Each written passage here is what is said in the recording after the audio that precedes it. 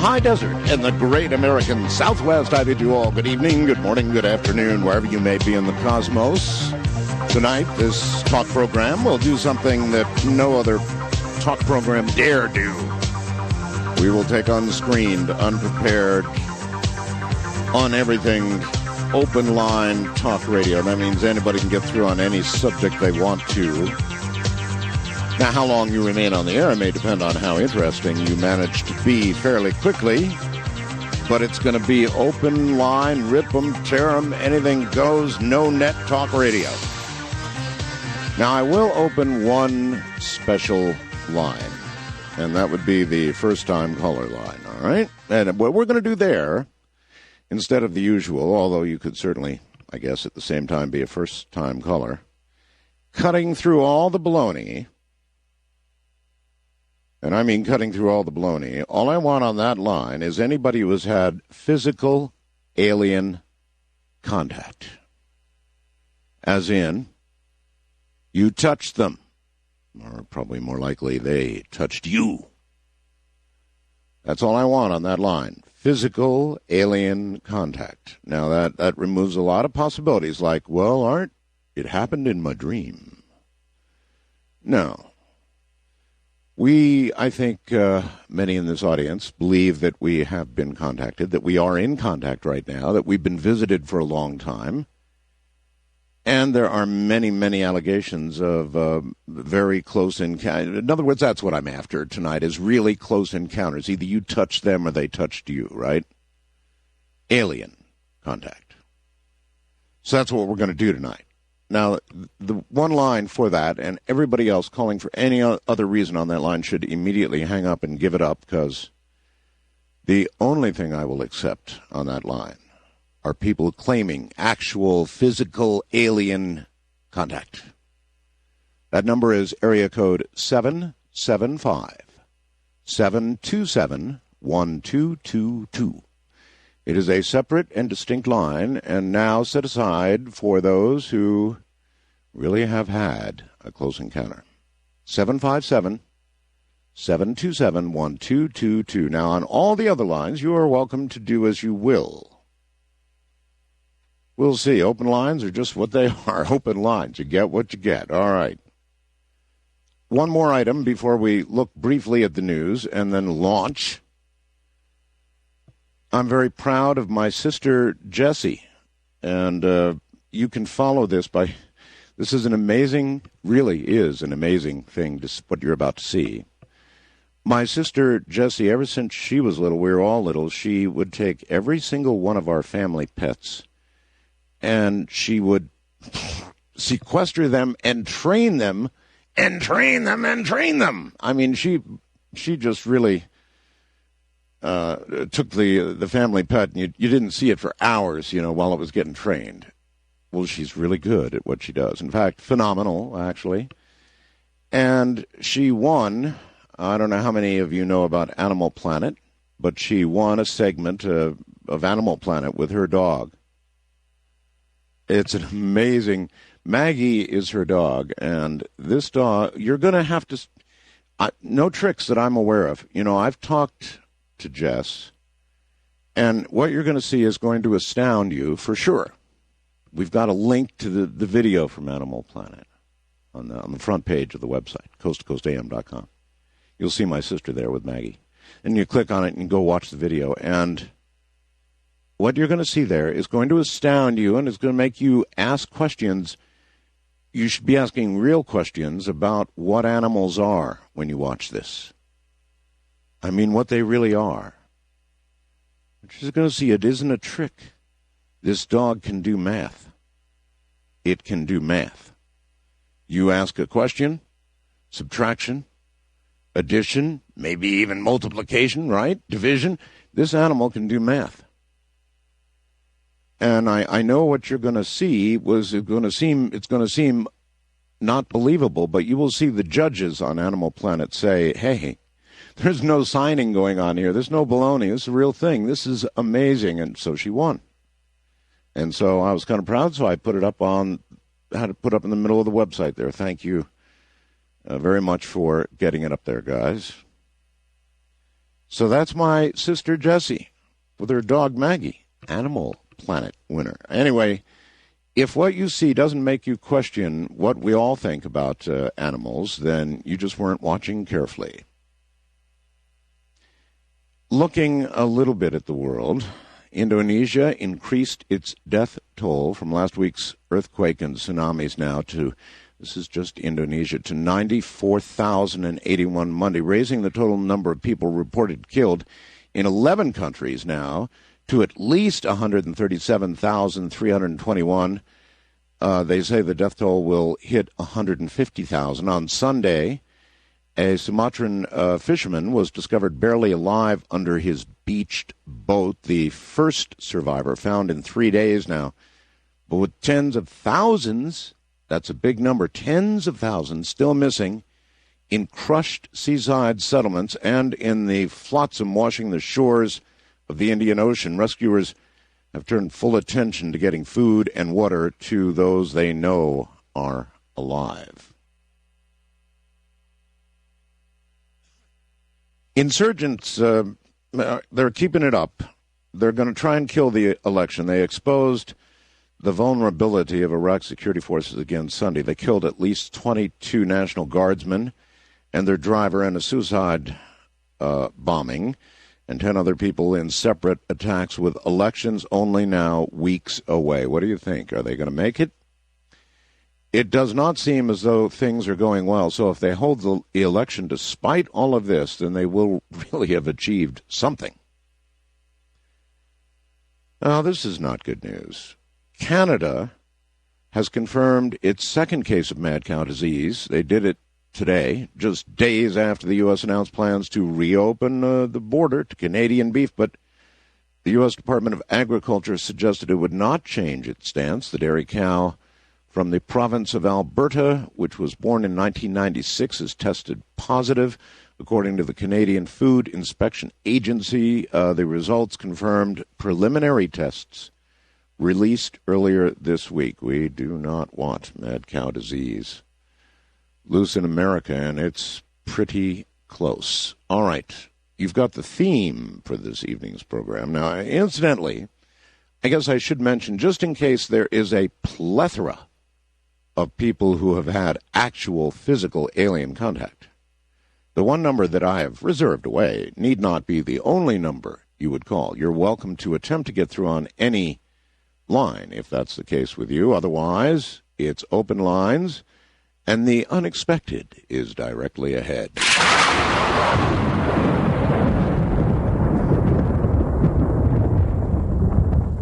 Are you?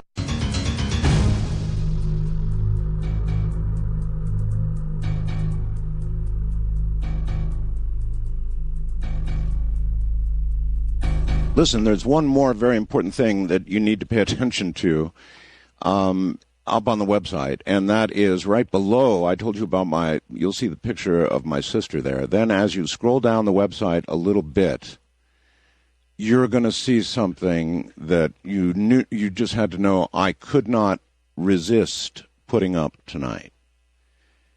And as you might have expected, Princeton University, with its Global Consciousness Project, and its many, 62 at least, I believe, internationally placed eggs. These eggs are all little computers spitting out random numbers, and they have watched major events in the world now for a long time, and we have watched them. Now, this is perhaps becoming one of my favorite topics, consciousness, period. I've told you that I believe consciousness, directed consciousness, and we've proven that here on the air, can have an effect on the physical world, whether it's to change the weather or change the outcome of an event. This power is real, and what I've placed on the website tonight for you is another demonstration of that if you care to look. The proof is there. And I refer, of course, to the tsunami. And we now have the printouts from Princeton of what the eggs reported with respect to the tsunami. And guess what, folks? 30 minutes before the tsunami, as you might expect, the chart went jumping. A full 30 minutes before the tsunami, the charts began to jump. And the only way that can be true, the only way that, I mean, when we had 9/11, people argued, for example, that, well, you know what, then? It's probably reading the intent of the hijackers or something like that. But in this case, it's Mother Nature. And here we have another result. It doesn't make the case, but it puts another nail in the coffin, that's for doggone sure, of this incredible project at Princeton, this consciousness project. It's proving it. Event by event by event, and now another event has registered on their radar at Princeton, and the proof is up there for you to read. Thought you'd be interested. Let's go to our special event line, this event being an actual physical encounter with an alien. Hello there. Hello. Hi. What is your first name? Mary. Mary. Okay, Mary. You know what this is all about now. You have had actual physical contact, Mary, with an alien? Well, many times, but this is something that's very unusual. About 2 months ago, I had an alien actually enter into my body while I was fully awake, 7 o'clock at night, my family around. I mean, my husband saw me. It was bizarre. When this event occurred, Mary, were you conscious of what was happening to you? Totally conscious. Totally conscious. I was getting ready to watch Dateline, and I had all this energy flowing through my body, and I looked up, and I could see 3 aliens, the Greys, standing there, and they're actually in a beam of light. Okay. And they just showed themselves for a second, and about 15, 20 minutes later, I couldn't get up off the chair, and I finally was able to get up, and I felt really weird, and all of a sudden, it felt like there was 2 people inside of me, and I could actually feel them and feel its feelings. All right. This is going to seem like a rude question, Mary, but okay. I've got to ask it. How do you know it wasn't all in your head? Because you know what, it felt like my body was just overstuffed, and plus I had all of this energy just flowing through my body. I know, I've got all that, but I mean, how do you know that it was sourced out? How do you know that it really was aliens? Now you say you saw Greys, so again, if I had not have saw them, had I not seen them, I would have thought maybe it was just some bizarre episode. But I don't know how else to explain it. Could it have been a bizarre episode accompanied by something in your imagination? Could that be? Or what, was there any way for you to discern that you were fully conscious? Reach down, pinch yourself, whatever. I was walking around. I actually went outside, and I was walking around. I was talking to my husband, but I was also experiencing this.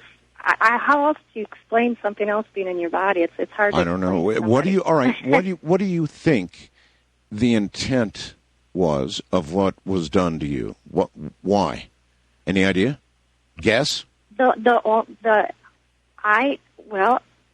What I understand is that I could tell I'll just call it a he,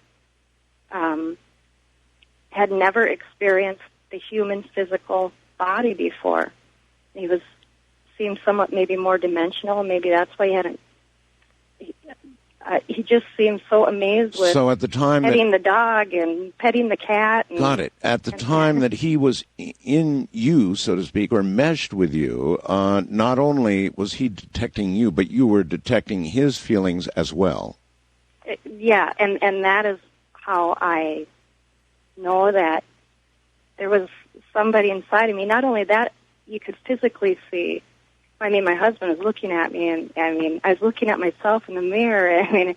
My eyes felt like they were bulging out, and my face just was different. What did your husband have? See it. Yeah, what did he have to say about all of this? He didn't quite. He believed me. Because I've had other things happen. Before, but he believes me. I mean, he really believed me, and there was no doubt about it that something just amazing was happening, and I don't know how else to, what else to say about it. It was a great, unique experience, and I have to say that very, very benevolent, kind. Okay. That's thing inside of me. That's what I wanted. Benevolent and kind. So you felt all of that there wasn't any. I don't know. No intrusion. Yeah. There was none of that. It was like a child touching things and walking for the first time. So it was really a unique experience for me too. Well, that's a very interesting description, like a child doing something for the first time. That's what it would be like too. He was very worried about scaring my husband and scaring my son. I actually kept turning away from my son because I looked so bizarre at the time. All right. As with most who have had this kind of experience, apparently, and you said it's happened to you before. Maybe not exactly this. That's the only time that had happened. I've had other contacts with aliens, and I've woken up on ships and things like that. But this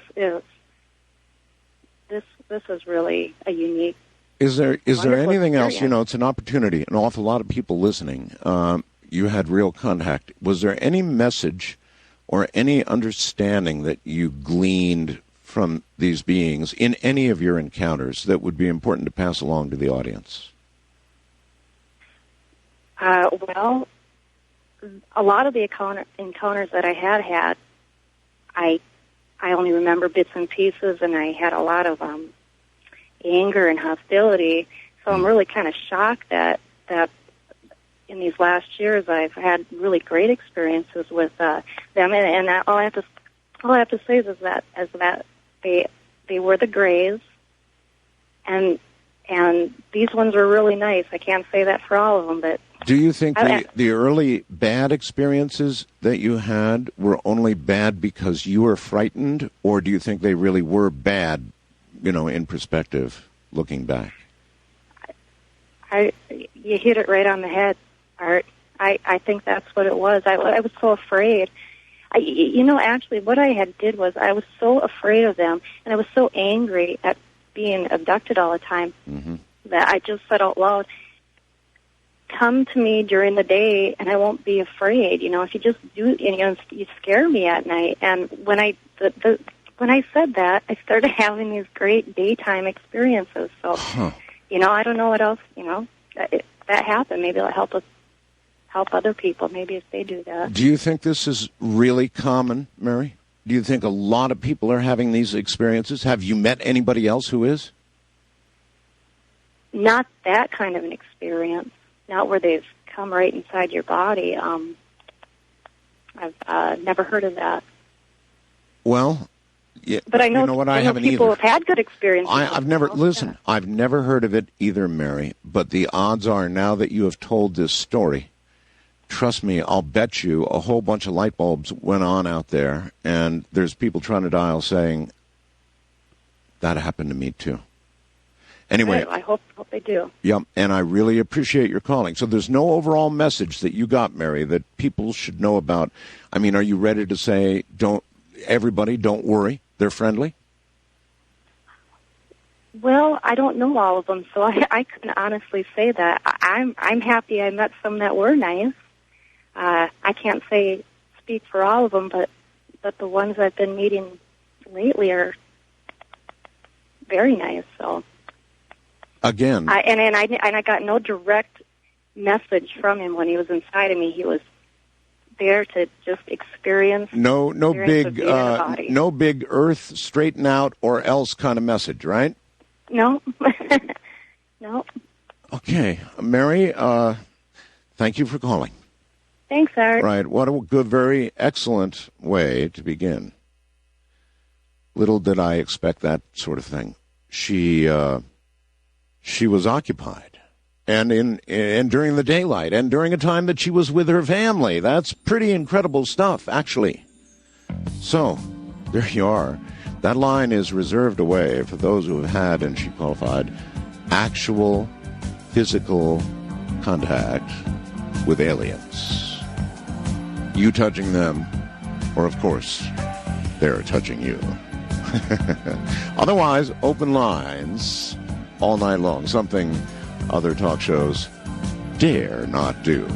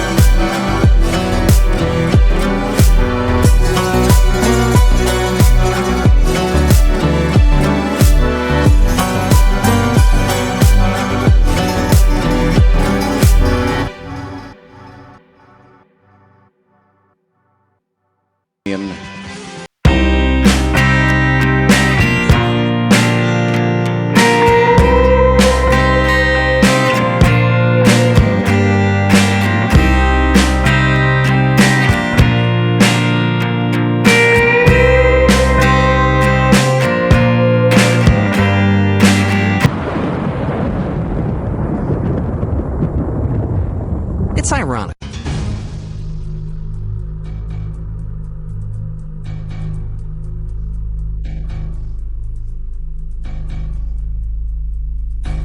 Normally, this would just be a kind of a cutesy little Christmas story, you know, but if you listen carefully to the words and it doesn't just scare the hell out of you and stand the hair on the back of your neck straight up, then you're not listening.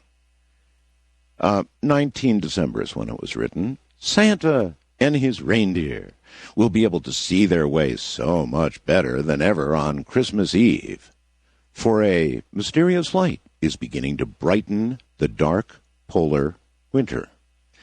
Eskimos and scientists report a strange, quote, lightness at noon, end quote, that is turning the usual all-day darkness of the high Canadian Arctic into twilight, apparently in defiance of natural law.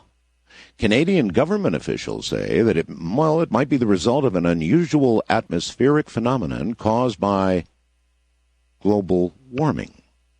Inuit hunters, those are the Eskimo hunters up there, are telling the government's weather station at Resolute Bay, Canada's second most northerly village, 1,000 miles from the North Pole, of a new light in the sky. And Wayne Davidson, the Canadian government official who runs that station, says he believes it might be caused by climate change. So, how about that? A new light in the sky where there ought be none. That seemed a story worth reporting.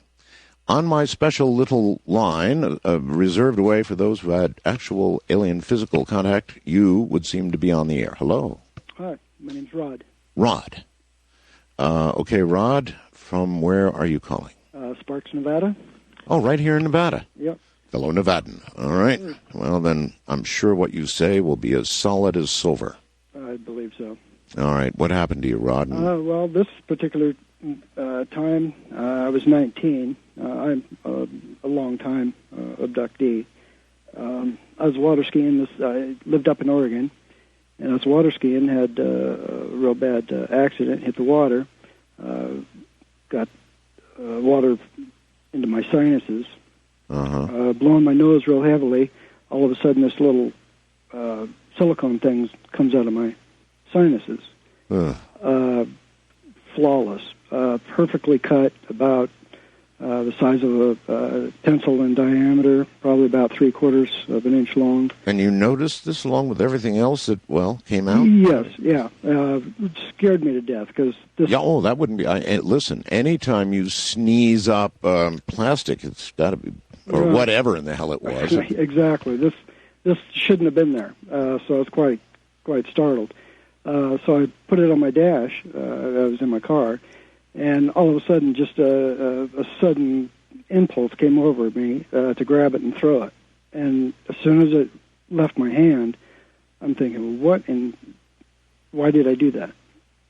So I didn't think anything of it. And then years later, I recall an incident when they came back and reinserted it. Whoa. Yeah. There's quite a story. I mean, the average, first of all, you'll have to excuse me for asking, but it's not usual to examine your sneezins. No.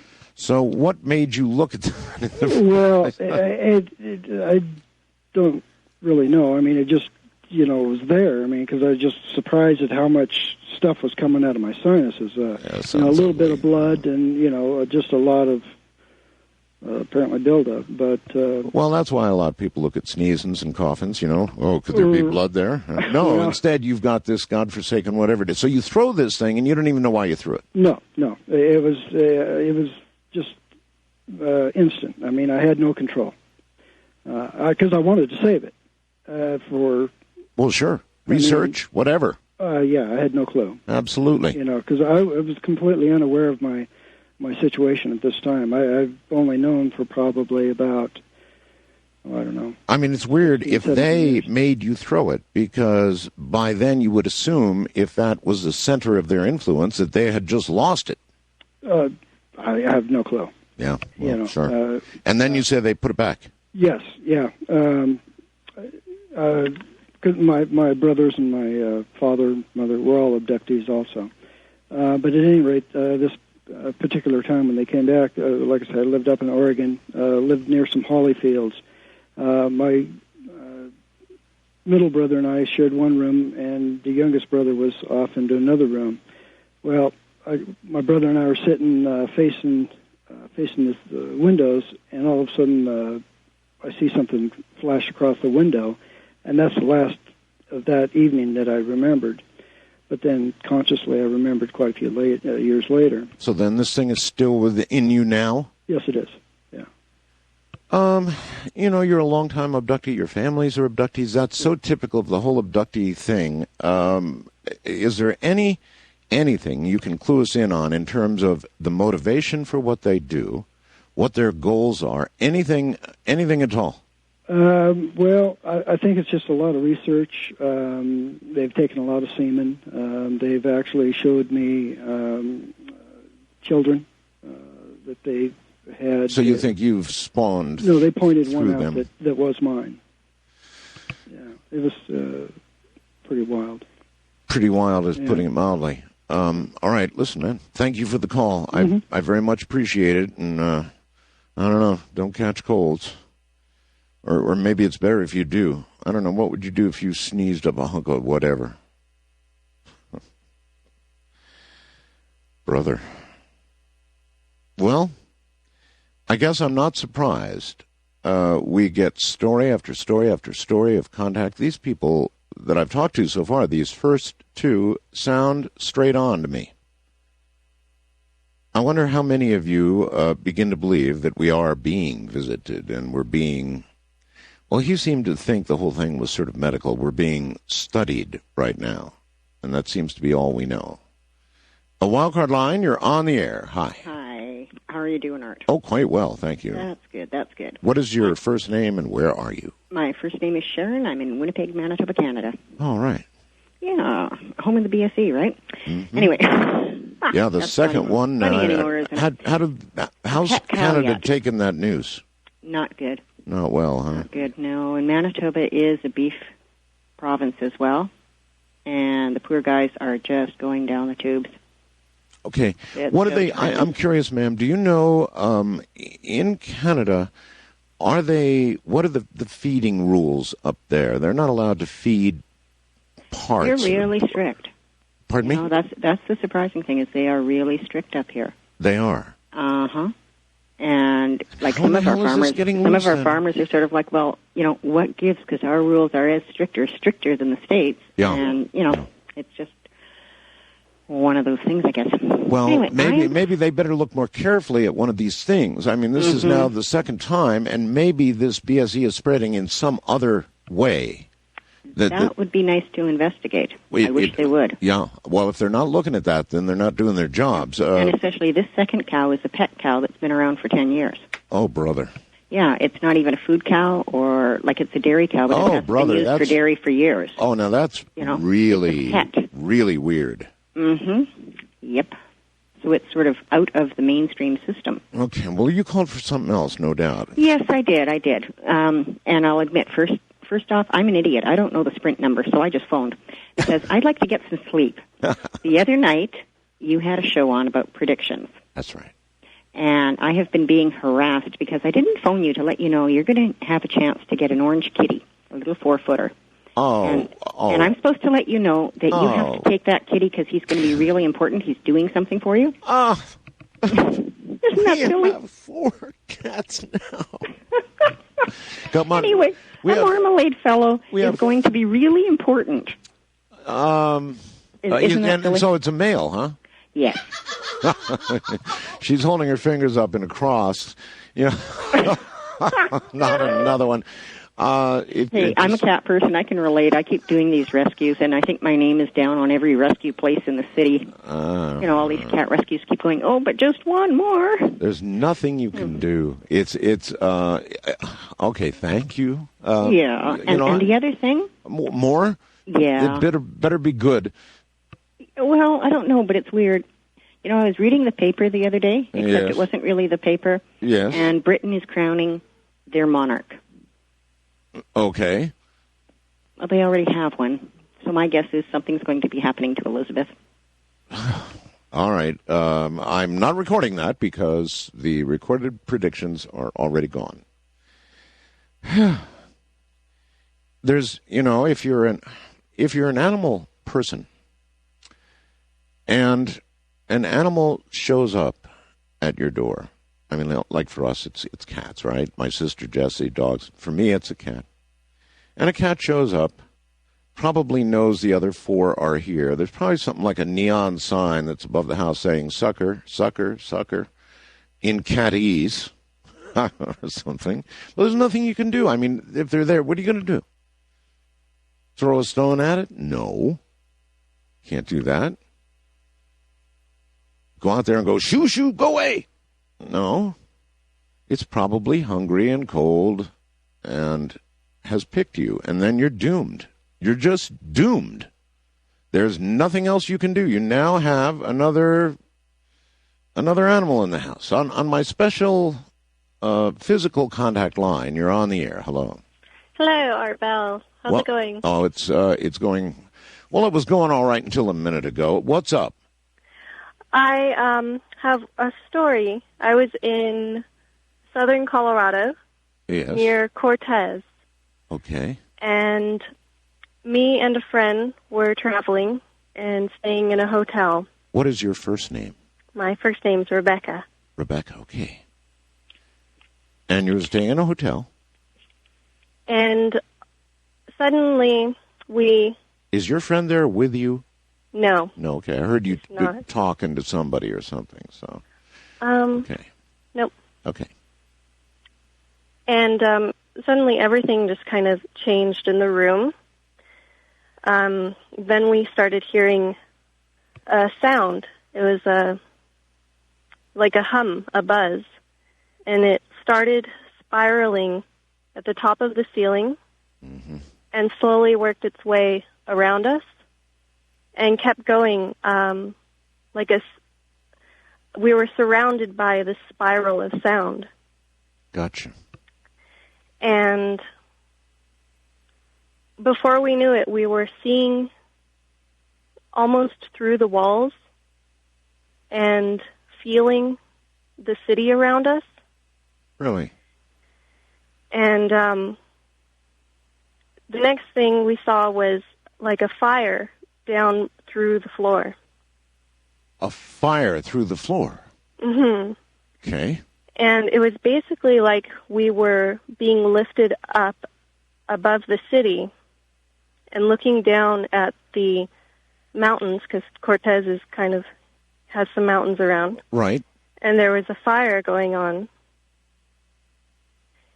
And As in free space? I mean, just hanging up there, looking down? yeah, we were still in our room, Okay. but it was almost like it was just a veil, like to keep us feeling comfortable where we were put That's or where we were brought to. Pretty strange, all right. Yes? And anyway, to make the story come basically to its end, we heard the sound kind of slow down, and it spiraled back up toward the ceiling and went away. And we kind of came back into ourselves and felt, Okay. pretty normal. Why do you presume that what you had was alien contact? Well, we walked outside, and there was smoke all around. And there was, in fact, a forest fire. And we also saw, at that age, this was like maybe almost 10 years ago. It was 1996. Right. And when I was younger, I would always see UFOs. And, in fact... So you think you're a contactee. You think you're an abductee now, actually. Right? I guess I wouldn't necessarily use that word just because I don't have the greatest connotation with it. What word would you use?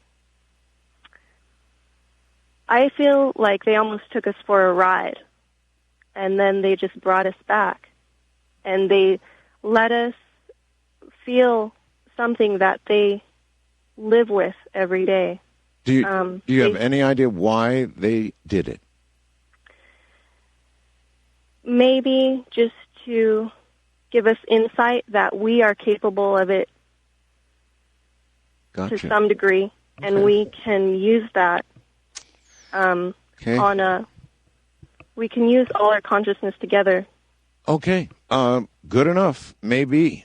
So far, these really have been quite, literate people explaining something that, otherwise you'd be called a nut, but they don't sound like nuts, not at all. So why do you suppose they're here? I mean, trust me when I tell you there's no short. This phone is just ringing off the hook. So there's all kinds of alien contact out there, or all kinds of some kind of contact going on out there. And so far, most of it good, incidentally. In other words, everybody feeling they're benign so far, for the most part. First-time caller line, or actually, special line. You're on the air. Hello, this is Victor from Anaheim, California. Hi, Victor. Okay, here's what happened to me. I'm an abductee. This was the second time I saw the aliens. It was, in 1994, April 2nd. I went to sleep at about 12 o'clock in the morning, and suddenly I became conscious. I couldn't move, and I had a very, very familiar vibration sort of a feeling that's common to abductees, I believe.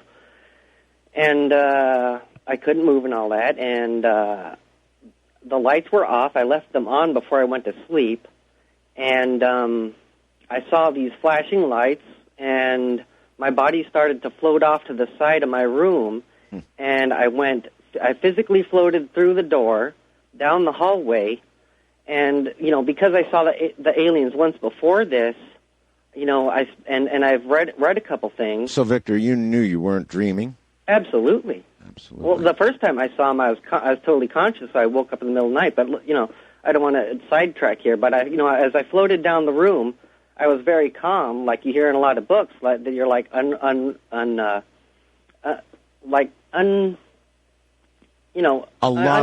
calm. Many abductees have reported that it's almost like they've had a tranquilizer or something. Yeah, exactly. Anyway, I was unnaturally calm, and I was floating down the hallway, but I knew I had an idea of what was going on. I floated down the dark hallway into the kitchen, and physically I floated through the garage door, and at that point I figured that's where I was going to see them, and I closed my eyes completely at that point, and when I got into the garage, I started feeling hands and pulling and pushing sensations on my body. Victor?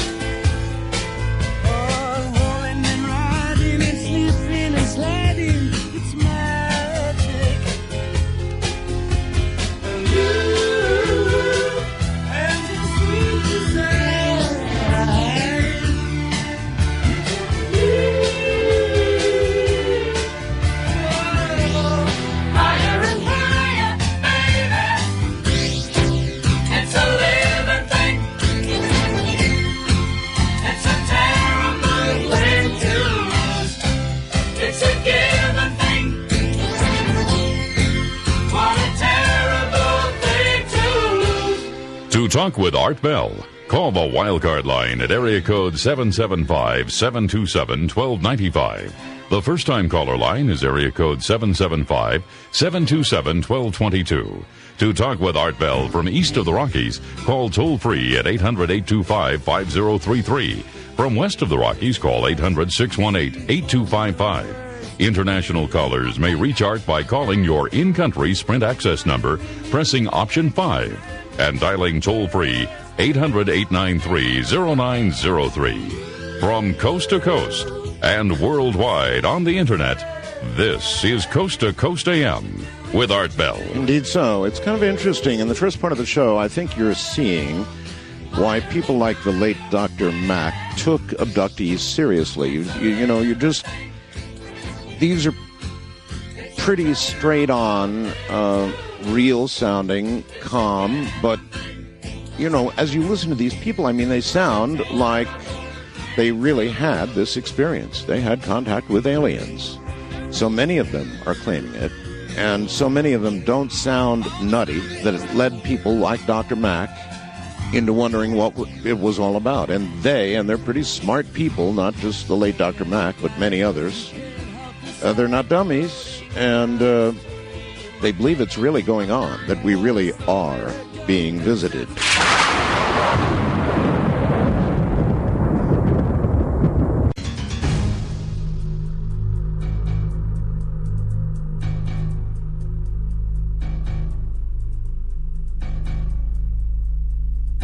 If you just tuned in, we have open lines with a special line, the so-called first-time caller line, reserved away for anybody who's had actual physical alien contact. And that's naturally led to, I guess, hearing from a lot of alleged abductees. And we are, so far, and some pretty interesting ones at that. So that line set aside especially for people who have had actual physical contact. And the number is area code 775-727-1222. Other than that, it's open lines. And back now to Victor. I believe Victor is correct, isn't it? Yes. Victor, you were going through, I recall, walls and... doorways and all kinds of things, just right invisibly as though they were... Tell me, did you, when you went through something solid, was there any sense at all? No, not at all. And did you say the garage? Yes, I was in the garage, and when I closed my eyes, before I went through the door, I said, well, this is where it's going to happen, and I'm going to close my eyes. And, I would, too. If you're headed toward a door, there's only two possibilities. One, you go through it, not the most likely, and the other, it hurts. Yeah, well, when I got there, I just, I got a little braver, and... I opened my eyes, peeking through my eyelashes, and I saw silhouettes and stuff, and then I closed them again. And then after a while, I just decided, what the heck, I'm feeling good. Why not just open them up and see what's going on? And then? And I saw this alien with, he wasn't a typical gray like the one I saw before. He had wrinkled brown skin, which, of course, I've seen many a time, heard of about many times on the Internet. If you look hard enough, you'll find references to them. And he had white slanted eyes, and he sort of floated from my right side to my left side, and he was looking down at me, and I was wondering, well, why the heck am I seeing this? Why is this happening? Mm-hmm. And, it was right when I thought that, and, this contrasts the unusual calmness with him looking straight in my face. He turned, and he looked right into my face, and he gave me the most, incredibly evil smile, you could possibly imagine. It looked almost like he was a demon or something. And, all of a sudden, this huge feeling of fear came over me, and it was just like this white haze just kind of took over my vision, and without... losing consciousness. Mind you, I felt absolutely totally awake this whole time. Uh-huh. It just faded away like into a movie, and I was back in my bed. And how do you know it wasn't a dream? Well, because lots of the stuff that happened to me when I had this experience, I didn't know about that. This was what was supposed to happen to me. When it happened, it was later. And in fact, the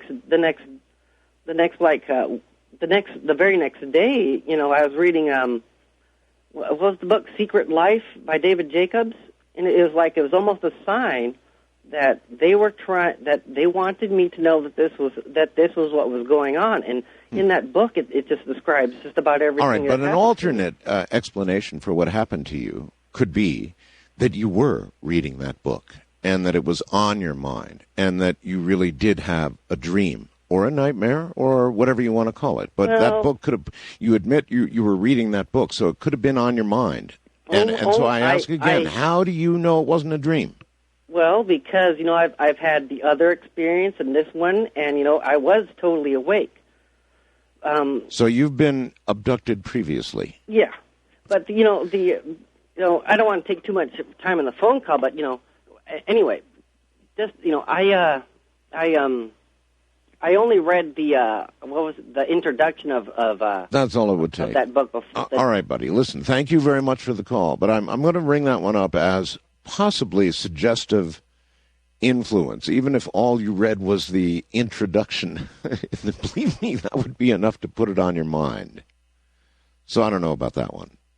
I believe that he believes what he experienced. I'm just saying that there's a distinct possibility that it was on his mind. Wildcard line, you're on the air. Good evening, morning, or whatever. Good morning to you, Art. Mike calling from Galloway Township, New Jersey, listening to you on 77 WABC out in New York. My old hometown station. Yes. I got a weird story for you. I'm a police officer first. Let me blow my siren for you. Oh. That'll keep all the drunks off the road. My God, you did. Galloway Township is kind of a rural area. We're on the outside of Atlantic City. Yes. And we were dispatched. This is going back in October, and I've been trying to call you. I'm glad I got through. I don't know if you've ever heard of the Jersey Devil. It's like an old wives' tale. I absolutely have, yes. I've never encountered it myself, but back in October, early part of the month, around midnight, we got dispatched to a motor vehicle accident on Route 9, which kind of connects the Garden State Parkway, and it's kind of like a loop around to Atlantic City. Yes, sir. And we get out there, and the car is in the middle of the road. It's a Nissan Altima, and it's got significant front-end damage. The driver's kind of dazed, him and his wife, they're in Atlantic City, and they thought they had hit a deer, but the damage to the car is not conducive with a deer. Me and the other officer that responded, we looked, we could not find a deer, and while we're there, and I'm a cop for like 23 years, I just got the foreboding that like I'm being watched, right? And I could swear that I heard like a grunting noise. Yeah. But the damage to the car was significant. We towed it away. It went on a flatbed. Well, was it in your estimation like it had hit something biological, like it hit a human? A pole, like a fixed object. Oh, okay. I mean, if a car hits a deer, you normally see like deer fur on the car, and maybe it rolls up and over the hood or cracks the quarter panel or something like this. Sure. But this looked like it went right into a pole, and the guy said, he didn't see anything. He just remembers hitting something. Mm-hmm. And the two odd things, he was going north on Route 9, but yet the car was almost facing the southbound as if it like pivoted around whatever it hit. And the next day, the officer and I that investigated, we went out in the earlier part of the shift before the sun was set, and we searched the area. We couldn't find anything, but I swear, as we checked the sides of the road, like the tree line off of Route 9 going into the tree line, I swear it looked almost like ostrich hoof prints. I mean, we're looking at them and go, this is too big. This is not a deer print, and it's not a man's print. It's like an ostrich, and that's not indicative to this area of South Jersey. So, we started talking back at the station that this might have been the Jersey Devil. We never saw anything. But wait a minute. You actually told the station you thought it might be the Jersey Devil. Now, they must have gotten a kick out of that.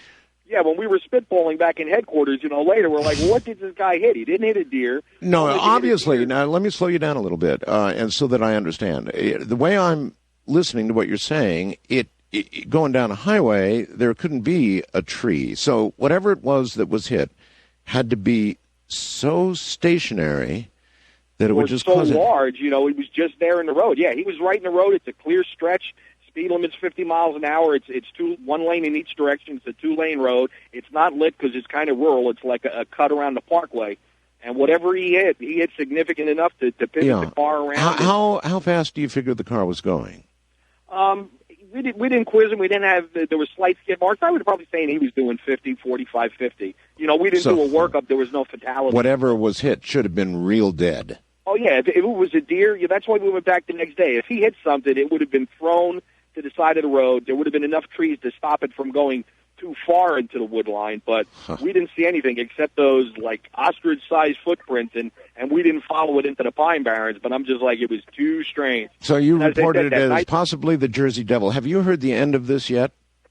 Well, this was back in October. There was no follow-up. I never heard from insurance companies or whatever. But I see.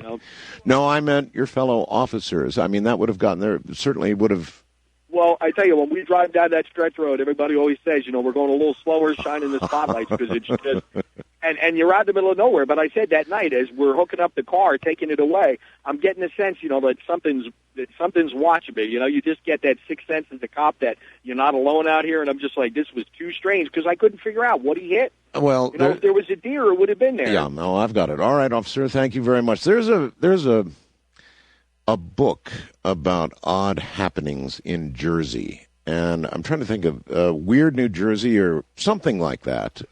We keep it down at the radio station, and I just sit and glance through it every now and then. There are, believe it or not, a lot of weird things that go on in New Jersey.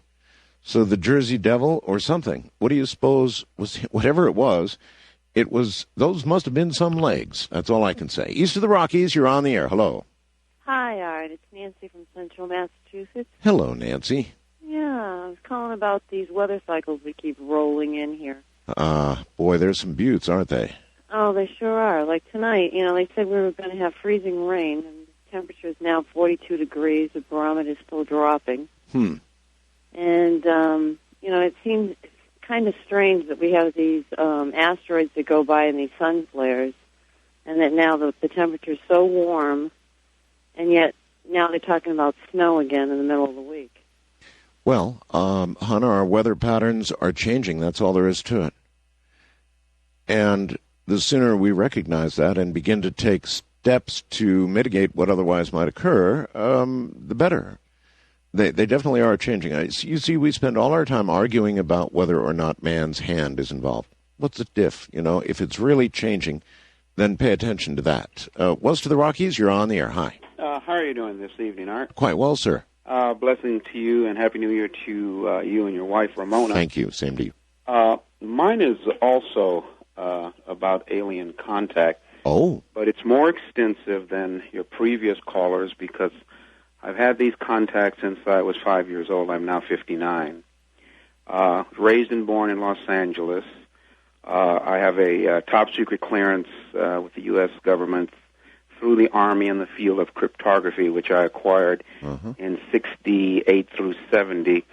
And I spent my tour of duty in South Korea with the 7th Division in Camp Casey, and that's where I was informed by a lieutenant colonel that the U.S. government has knowledge of these contacts because I was told that I had a red file on myself. All right, let's slow down. Okay. Who informed you that the U.S. government had official contact? There was a lieutenant colonel that was active in the 7th Division during the period of 69-70 when I was on tour there. Under what circumstances would he tell you something like that? I mean, well, there was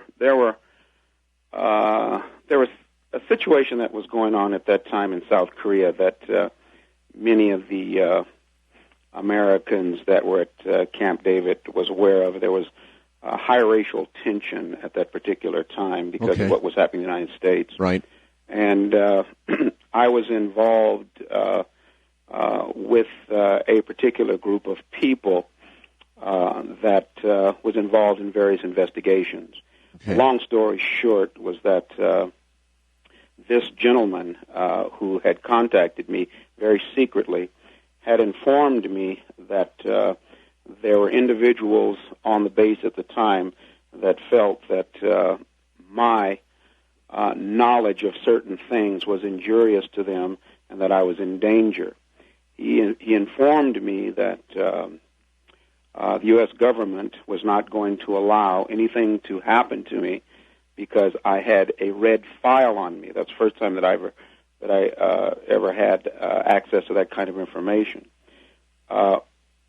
What he did to confirm and verify that he was valid, there were things that he told me in a 2-hour secret meeting that occurred within the livelihoods and the life of my family members that only could have been known by just family members. It's almost as if there was a taping device in the house or on the phone in regard. They knew things. Oh, yeah, very, very, very. Okay, we don't have a lot of time, so you got to get to the bottom line. Now, what transpired after that is that he informed me that they knew that I had had contacts for a very long time in my life.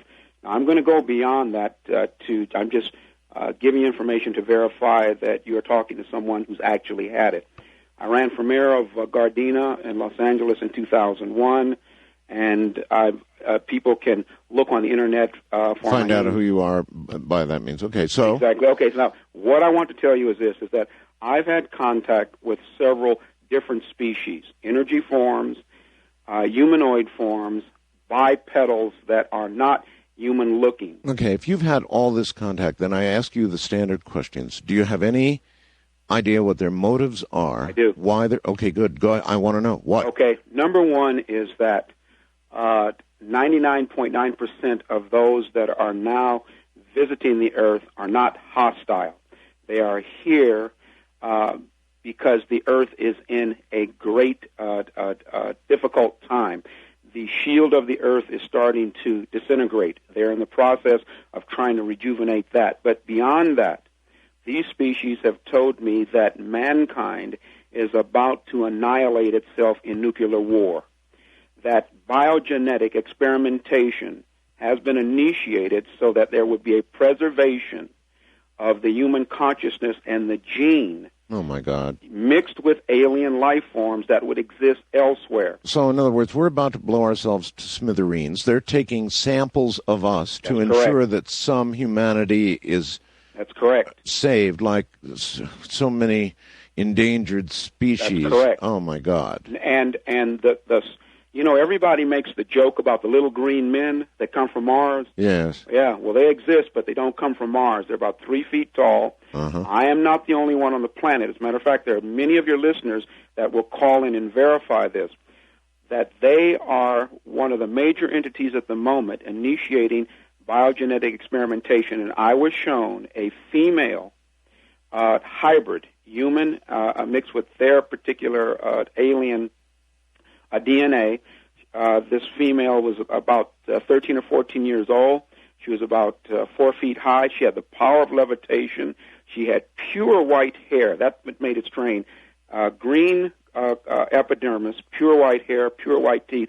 But she had the physiognomy of one of my daughters. And very, very beautiful, highly intelligent, and very telepathic.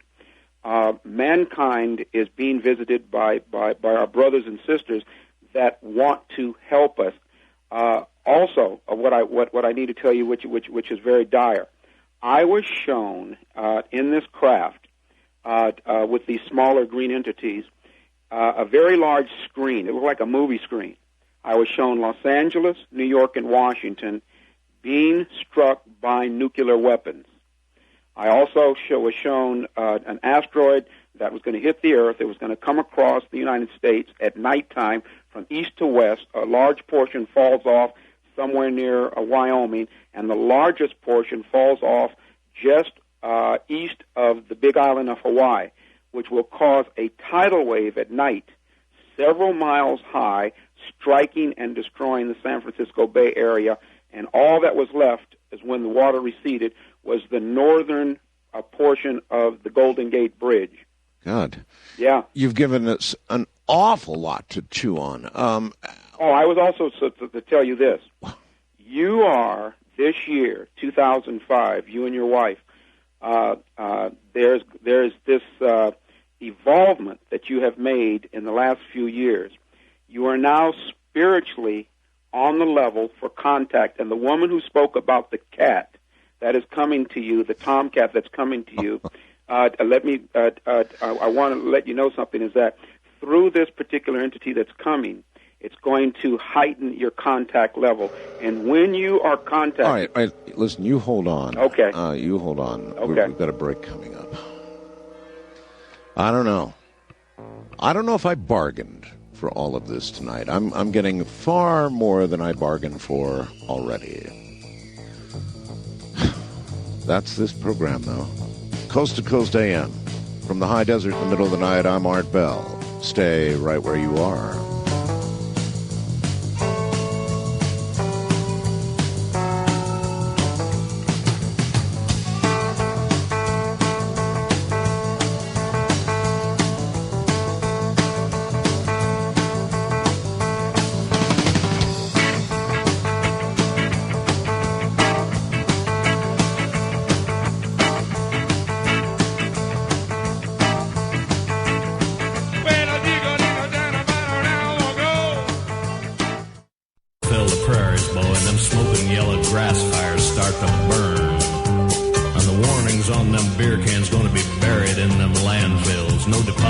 sad songs and no return. Yeah, it's only going to take about a minute or so till the factories blot the sun out, and you're going to have to turn your lights on just to see.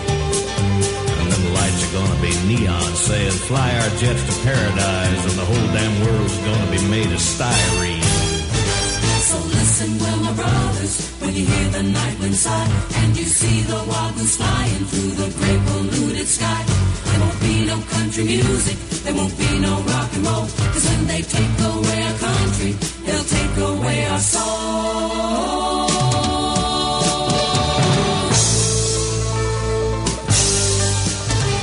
To talk with Art Bell, call the wildcard line at area code 775-727-1295. The first-time caller line is area code 775-727-1222. To talk with Art Bell from east of the Rockies, call toll-free at 800-825-5033.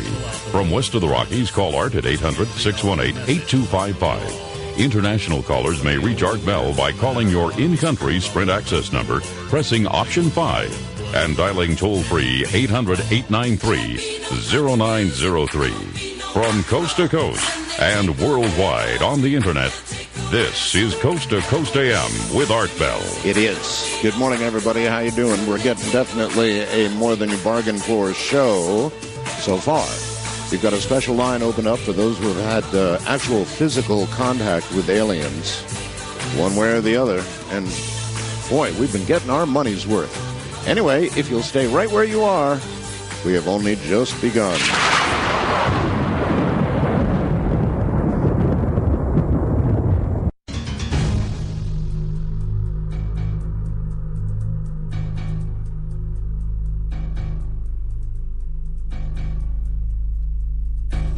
So if I've got this straight, biological experiments to save just a little bit of mankind because of the dire things that are about to happen. And then I suppose the planet to be populated by, I don't know, some what, sir, would you say? Some sort of half and halves? No, not the Earth.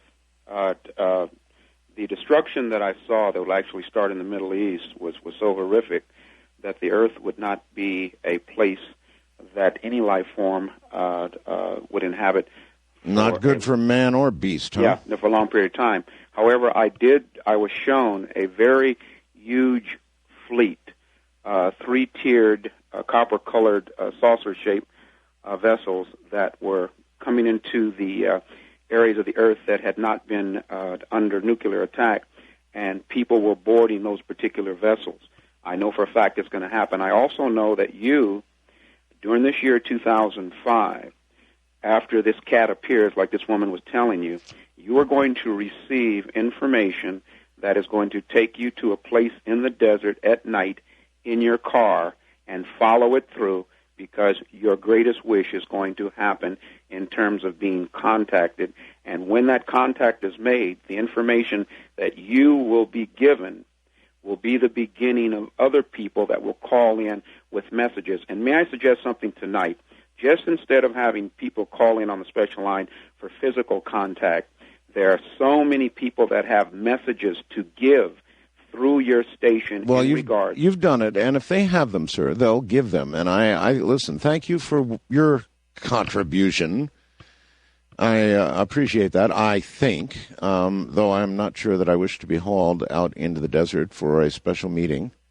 I don't know what I'd do if that really happened. I have no idea. None. International line, you're on the air. Good morning. Yeah, Art. Hello. I got two stories you can pick. One's an animal soul story, and the other one's a glitch in the timeline story. Well, that's a hard choice, but I'll take the animal story. Okay, I used to live back in London, Ontario. I'm in British Columbia now. Uh-huh. And my roommate had a bulldog, Brittany. Really cool dog. Okay. So, anyway, I ended up moving out west. I was out here for a few years. And one night I have this dream, and the dog's in a hallway or tunnel. And at the end of the hallway, there's a door. And I'm in the hallway with the dog going, well, where's Dennis? Because, like, Dennis was the dog's owner. And the dog was kind of looking up at the door for me to open the door. So that's all I remembered. So I wake up, And I phoned back to Ontario, and I said, Dennis, I said, I had this really weird dream about your dog. He goes, well, you should be dreaming about chicks, not dreaming about my dog, right? So I go, I said, well, it was just weird. I thought I'd phone to see. That's a good response. Yeah, it was yeah. Anyway, so I said, well, I was just concerned. It was awfully strange, right? It had been years. So he goes, well, my dog's in Windsor with my parents. Everything was cool. So I said, okay. So I go to work, come home, there's a message on the machine, phone Dennis. Uh-huh. So I called back, and he said Brittany had passed away that night. Oh, my goodness. And I'm like 3,000 miles away, and it had been years since I'd even seen the dog. And the dog was in this transition, in this tunnel at this door. Oh, man. What are the odds? Tell me about it. Yeah. Yeah. So, yeah, that would be such a severe event to happen to anybody. I mean, what does it now make you believe about the nature of death and everything else? Well, I'm Christian. I believe in a soul and an afterlife and everything else. Yeah, but I mean, here you were sent in a dream to help a dog into the afterlife. I know. And that it happened with a cat, too. Well, it wasn't the same thing. Doesn't traditional Christian belief hold that only human beings have souls at all to go anywhere, for that matter? Well, we're the only ones with free will.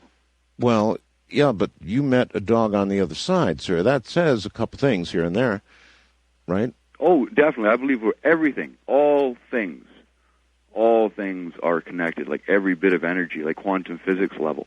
Well, whether it's a dog or a plant or it's all one thing. All right, good enough. That's an interesting story to contemplate.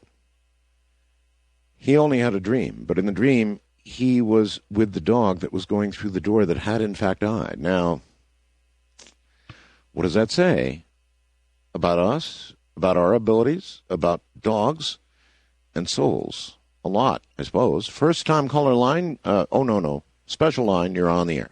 Yes, Stuart. Hi. What is your first name? Roy. Roy. Yep. Roy, this line is for people who've had actual physical contact. Absolutely. I spent 9 days with one from the 18th of June of 2003 until 26th of June in New Mexico, and I've been in contact with him ever since. I'm sorry. Give me your first name again, please. Roy. Roy. Okay. Thank you, Roy. I also knew Kenneth Arnold. Well, just slow down. You spent from 18 June through 26 June with an alien. How did that come to pass? Well, it isn't an alien. They're extraterrestrials. We want to change your technology there. They've been here since Earth, before Earth was formed. So they're extraterrestrials. They're not aliens. The aliens are the humans. They were brought here by ships, just like the previous men that was on the ex-military said ships would come in and take those of us, certain ones, away from the planet. That's true. But the human race was brought here from other planets after the Earth was flooded and cleansed. You sound really sure about this. Absolutely. I've been involved for 70 years, long before you were born, Art. The whole thing has been a cover-up from the government right on down to your door. How old are you now, Roy? How old do I know? No, how old are you now? 70 years old. 70 years old. And I got my first implant in 1940. I have 6 implants, and 4 of them are visible. The last one was put in on the 16th of August by the ETs. And this began how early in your life, Roy? Pardon? How early in your life? 1940. I had an implant put in my brain, and I can see any object that they take a picture of with their ship anywhere in the universe in color, and I am totally blind normally. One of the fellows that crashed at Roswell on July the 7th of 1947 was supposed to heal my eyes. He was from the planet Atlanulus, but he got mixed up with the reptoids, so he's no longer doing much healing. That's quite a story. It's very true. I mean, a lot of people, Roy, would be in doubt of a story like this. I've got the documentation on my website, but I can't give websites. I've been given a worldwide broadcast, and I've had them on with me. J. Rod is a brother to the one that I've been in contact with, which was very popular in the UFO magazine, the August issue, and I have spoken with him because he is no longer on Earth. He was very badly treated at Area 51 and other bases. Yeah. By the fellow that they don't know where he is. They used boiling liquid. They used hot electric prods on them, and all the technology that you're using right in your studio came right from the SETI since 1947. Well, all right, Roy, thank you. Listen, I don't know what you say about these things. He sounds so sure of himself, doesn't he? It is reasonable to look at our technological advance as a civilization and look at about that year and then look at the giant leaps we began to take. I don't know what to think of Roy's story. As a 70-year-old man. I mean, it runs the gamut from the very youngest to the middle age to the older people. They all tell very similar, very sure stories. These people don't sound in doubt. It comes rolling off their tongue so easily. Sure, I guess you can sit back and say, well, you know, the world is full of a lot of crazy people. Or not. Wildcard Line, you're on the air. Hello. Hello. Hi. Hi. It's a pleasure to talk to you. And to you, what is your first name? Lynn. Lynn? Mm-hmm. Okay, Lynn, where are you? Northern California. Northern north of California. Santa Rosa. Okay. What's up, hon? Well, I wanted to call and let you know about an experience that happened about 25 years ago. I was coming home from work, and it was before the time You're going to have to yell at me a little bit. You're not too strong. Okay. It was before the time change, so it was daylight. Right. I had just gotten off work and going home. And I came around the corner at up in the Mother Lode in Sonora on Turnback Creek, and there was two cars behind me. Mm-hmm. As I came around the corner, up over the waterfall, there was a craft hovering over the waterfall. And I slammed on my brakes and looked in the rearview mirror so they wouldn't hit me. And I could see the guy's mouth open. So far I could see down his throat. And the craft was hanging out in front of us over the waterfall. Oh, my God. And I thought, oh, my gosh, I'm seeing a UFO. And the other part of me said, no, you're not. Real close up? Real close up. It was maybe 100 yards away. And I thought, well, I wonder how they could see out of that ship. And the next thing I knew, I was inside. The ship? The ship. And I could see down below the waterfall and my car and the two cars that were stopped behind me. Saying you could see right through the body of the ship? I could see through the material. It was like translucent. Yeah, all these stories sound so similar. You heard other callers, didn't you, previous to your call? I heard one, the first lady. And, well, then there was also the fellow who talked about, like, being able to see through things. Oh. So I guess it's fairly common. Yeah, well, I could see out. Remember the forest fire? No, I didn't. Remember the young lady who... Oh, you didn't hear that. All right. Okay. No. She was also up and saw... Anyway. Oh. So well, I saw the beings, and they were in the ship, and I could see the panel, the controls, and everything down below happening. And then I was feeling very at ease and very much peaceful and content. Kind of like you'd had a Valium or something. Yeah, major. And they were beautiful. I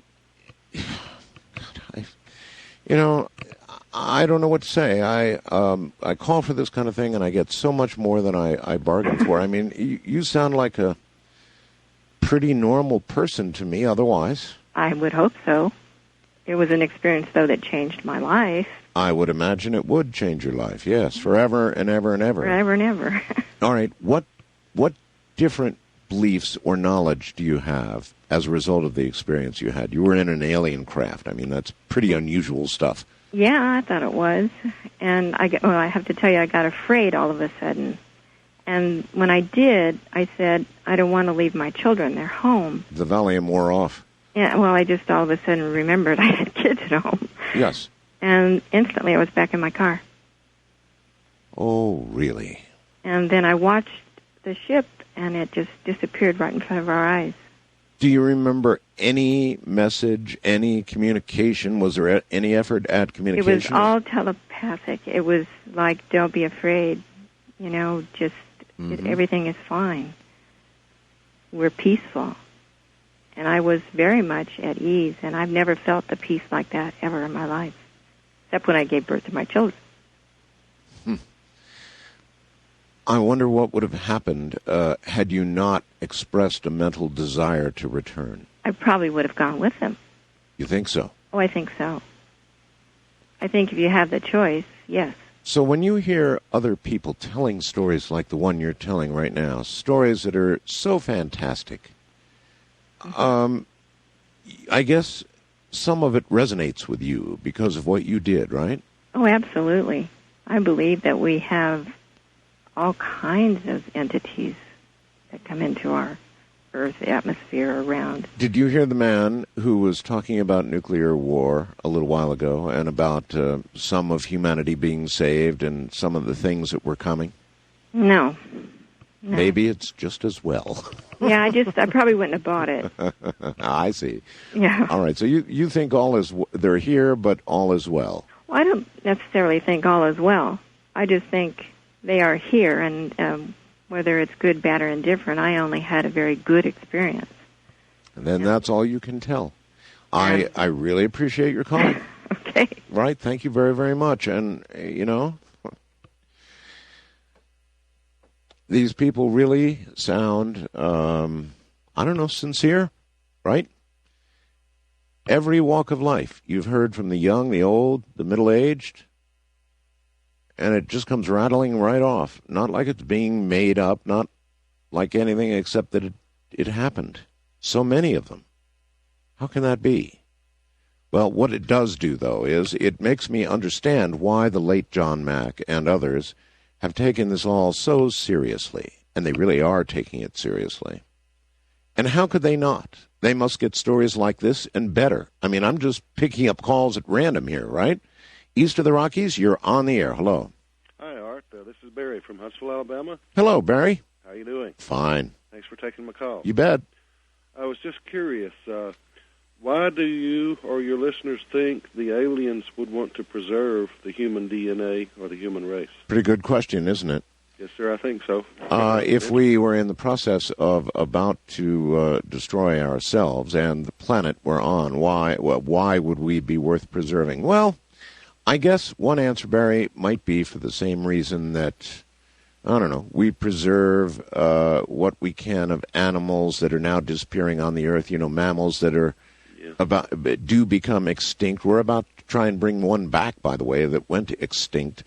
I don't know, maybe for that reason, just because we're a cool specimen. I don't know. I have no idea. That's just like one answer. I mean, we're a specimen of intelligence, sort of, right? Hope. I don't know. That's my best answer. Okay, could I make one more comment about the lady that was talking about the weather in Jersey? You may. There's a website on that shows a hot spot up there in the ocean. Oh? Just south of there is a cold spot. And apparently that, I don't know if it's a natural thing or if it's a recent occurrence, but I've never noticed it before. I appreciate your call. The person who watches things like that is Stan Deyo. I recall during the years he was in Australia, he did a great deal of monitoring of ocean temperatures and made a lot of calls based on that. And the ocean has a gigantic, overwhelming influence on our weather, no question. West of the Rockies, you're on the air. Hi. Hello, Art. How you doing? I'm doing okay, sir. This is Bill calling from Tucson, Arizona. Yes, Bill. I wanted to ask you a question that I don't think I've ever heard anyone ask you. Have you ever heard of the doctrine of reversibility? No. No, but I'm listening. What does it mean? Well, there's a new movie coming out with Michael Keaton. It's called White Noise. Oh, I have seen the trailer, too. I'm very familiar with it, yes. Back in the early 80s, when the phenomenon was going around that started from the old Beatles album of playing albums backwards. Yes. Where you could get subliminal messages. Right. I started doing a lot of research into the ancient doctrine of reversibility that is taught in the occult. Not for purposes of wanting to take part of it, but trying to find out what the heck was going on. When you say reversibility, do you mean like as in the Beatles albums reversing? No, I'm talking about the ability to talk backwards, to write backwards, and to even project images in front of people subliminally without them noticing it. And I was just wondered if you were curious with it, because I have discovered some unbelievable, phenomenal things. Do you possess the ability to talk backwards? No, I don't possess the ability, but I did teach myself how to stand in front of a mirror and reverse my syllables. And I found out that a lot of these messages, I researched probably over 50 different albums, country, western, gospel, and rock and roll. And I found a phenomenon in all of them where it's not the words written backwards, it's the actual lyrical sound of the syllables when it's presented backwards. I stumbled on it accidentally by... All right, listen, interesting enough. I'm on a break. Can you afford to hold? Sure, you bet. All right, actually it's our nickel, so yes, hold on. White Noise, it's coming. You get a shiver in the dark, it's raining in the park, but meantime, sound of the river, you stop and you hold everything. A band is blowing Dixie, double fall time. You feel alright when you hear the music ring.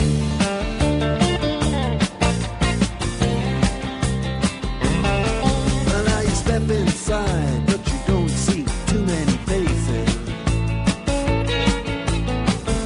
coming in out of...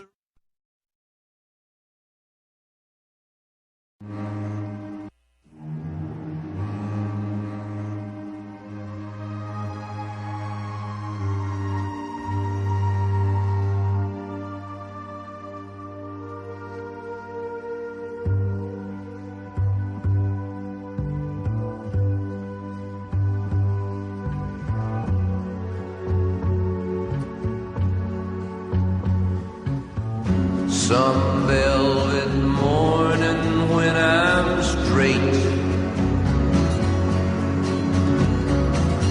I'm gonna open up your gate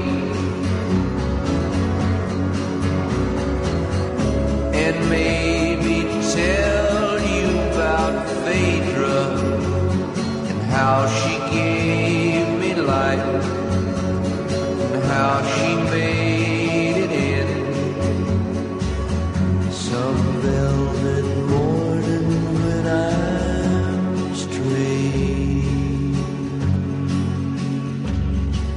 Flowers growing on a hill, dragonflies and daffodils learn from us very much. Look at us, but do not touch. Phaedra is my name.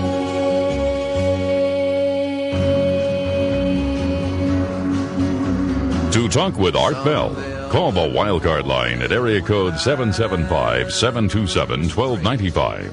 The first-time caller line is area code 775-727-1222. To talk with Art Bell from east of the Rockies, call toll-free at 800-825-5033. From west of the Rockies, call 800-618-8255. International callers may reach Art by calling your in-country Sprint access number, pressing option 5, and dialing toll-free 800-893-0903. From coast to coast and worldwide on the Internet, this is Coast to Coast AM with Art Bell. White Noise. I try to be very selective about those things that I really take the time to investigate and try to get to the bottom of. And I must tell you that EVP is one of those things that I really think there is something to it. I've looked so carefully at the technical aspects of those who collect EVP and what they do that it almost precludes chicanery. Now, not completely. I suppose there would always be something, but folks, there's really something to this. And then the Halloween show, this last, where I had the opportunity to play something that most people never would have on commercial broadcast radio. About an hour and 20 minutes of the work of a man named George Meeks, who actually built some fairly complex sound equipment that allowed the two-way communication with somebody who had passed on. It was remarkable. It stood the hair on the back of my neck straight up. And so here comes White Noise, the movie. Hollywood seems to follow fairly closely in many of the footsteps that we put in the dirt here, and I'm looking forward to that movie and what the rest of this caller has to say in a moment.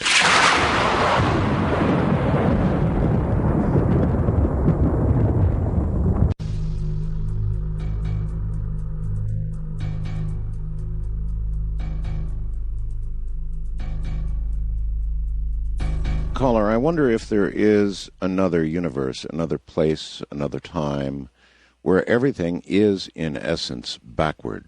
Had you considered that? Hello? Still there? Yes, I am. Okay. What do you think? Well, what I wanted to mention to you was what happened one night in 1980. I was doing research on playing these albums backwards.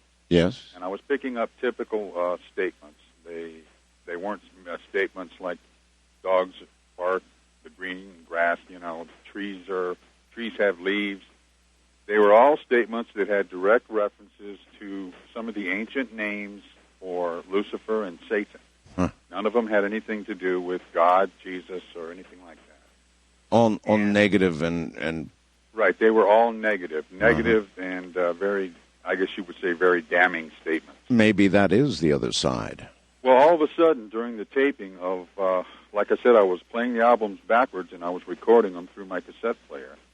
All of a sudden, I got statements that were being made directly to me by name. Mm-hmm. And the first statement I heard was, "Now that you've found us, what are you going to do with this?" As though there's a whole, I don't know, army on the other side, a whole world on the other side, and you suddenly realized they were there and they knew that. It's like I had stumbled onto something that whatever I had stumbled upon, whatever it was, it knew that I had entered into its realm. I hear you. So what? When I shared this with my wife and friends, and it scared them to death, and I laid it aside. I kept it in my mind all these years, and recently I've begun to research it again and discovered that there's absolutely, definitely something very, very sinister going on in the frequency and through the words we speak, through the, when you mentioned the EVPs. Well, I mentioned the research of George Meeks, and in a way he was doing the same thing you're doing. It's just a matter of medium. All of it is sound, and it comes to us through these frequencies in these ways. Yeah, there's something to it. Well, I think it would be a fantastic topic for a program if you could get. I can't find anybody who understands what I'm talking about. I understand. And they hear me and they laugh at me and they say you're crazy. No. No. You found somebody who believes you. I do, sir. I'm fascinated with the whole field. I am looking for somebody. I tried to pursue people who might have followed up on George Meeks' work. There's a number of people who are building electronics to duplicate what Meeks did and try and continue the experiment. Oh, no, I believe you, sir. I appreciate that. I appreciate the call. Thank you. Now, there's something to this. All the way back to Alexander Graham, he thought that communication with people on the other side was possible with these devices. He thought that. Many other great men thought it. Many people have experimented with all of this through the years, and there is something to it. I hope that it's not something like that man just described, that it's not as dark as he implied that it is, but we have to allow for the fact that it could be. I'm a great believer in the work of Dr. Jacobs. I really am not so sure that even though I've been assured by abductees, many of them, that all is well, that they felt nothing but relaxation and beneficial this and beneficial that. I understand it seems to be a consistent story with abductees, but it does not convince me that the phenomena is benign. International Line, you're on the air. Good morning. How are you? Rather well, sir. Welcome to the program. What's your first name and where are you? My name's Monty, and I'm calling from Europe. From Europe? Oh, that's right. You're on the International Line. Can you tell us where in Europe? I am not at liberty to discuss that right now. All right. I can't do that. Okay. What I wanted to reveal to you is the reason why that Yushchenko was somebody attempted to kill him. The poison. Yes. They found out he was immortal. They found out Yushchenko was immortal? Yes. It's a conspiracy by the European Union to weed out all of us mortals. You're immortal? Yes. Conspiracy that... All right. Tell me everything you can about being immortal. How does one become immortal? How's that for a question? You're born into it. You're born into it, like being born into a royal family, huh? Yes. And then what? You grow to a certain age and stop apparent continued growth, and in fact stop, or what? Yes. It's pretty hard to explain. I would have to take up most of your show in order for you to understand, and everybody to understand. But basically, we're all given gifts from the beginning of birth. If you're immortal, how long have you been alive? I've been alive for 505 years. 505 years.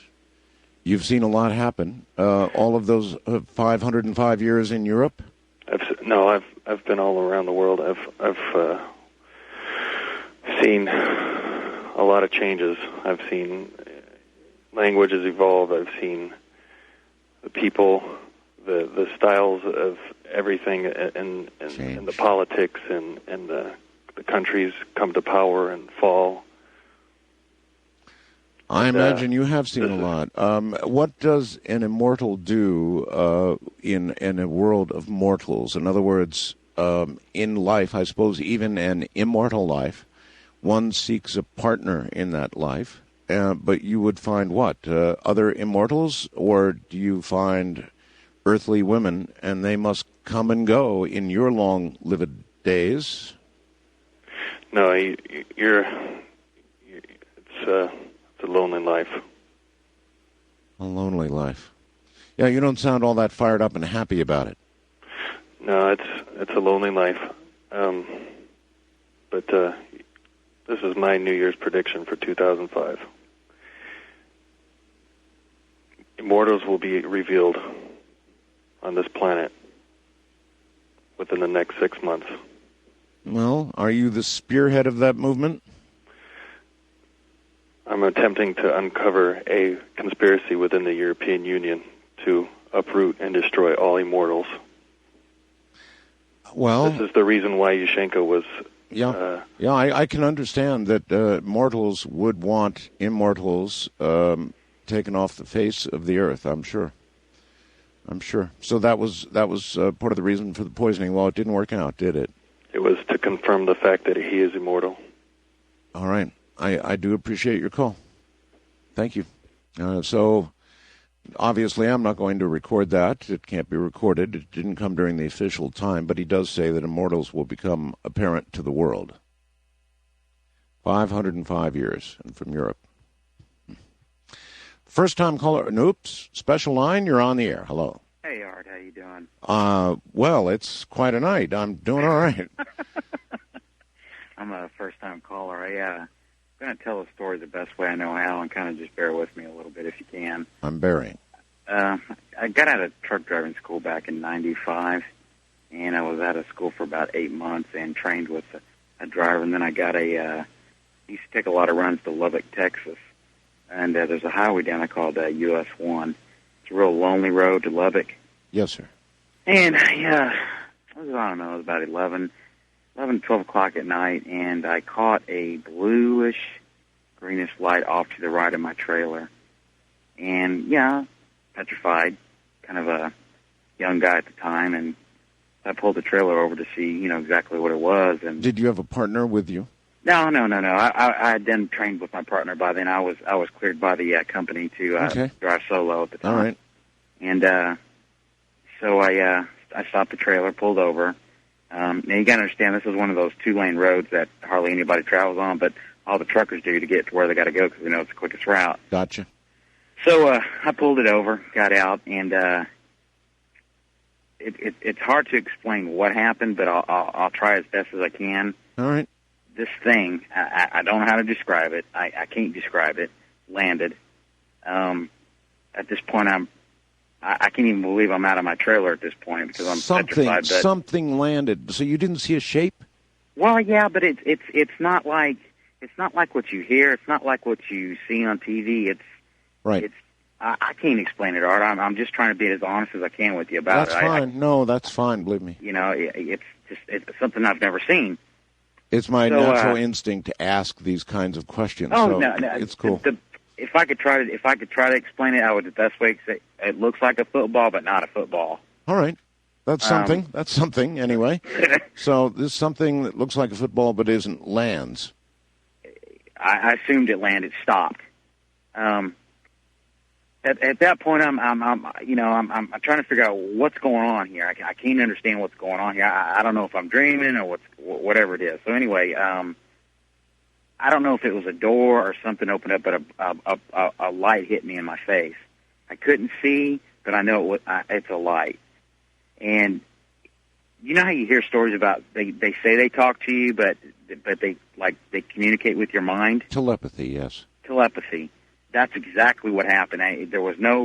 My mouth wasn't moving, but we were having a conversation. All right. I couldn't see whatever it was.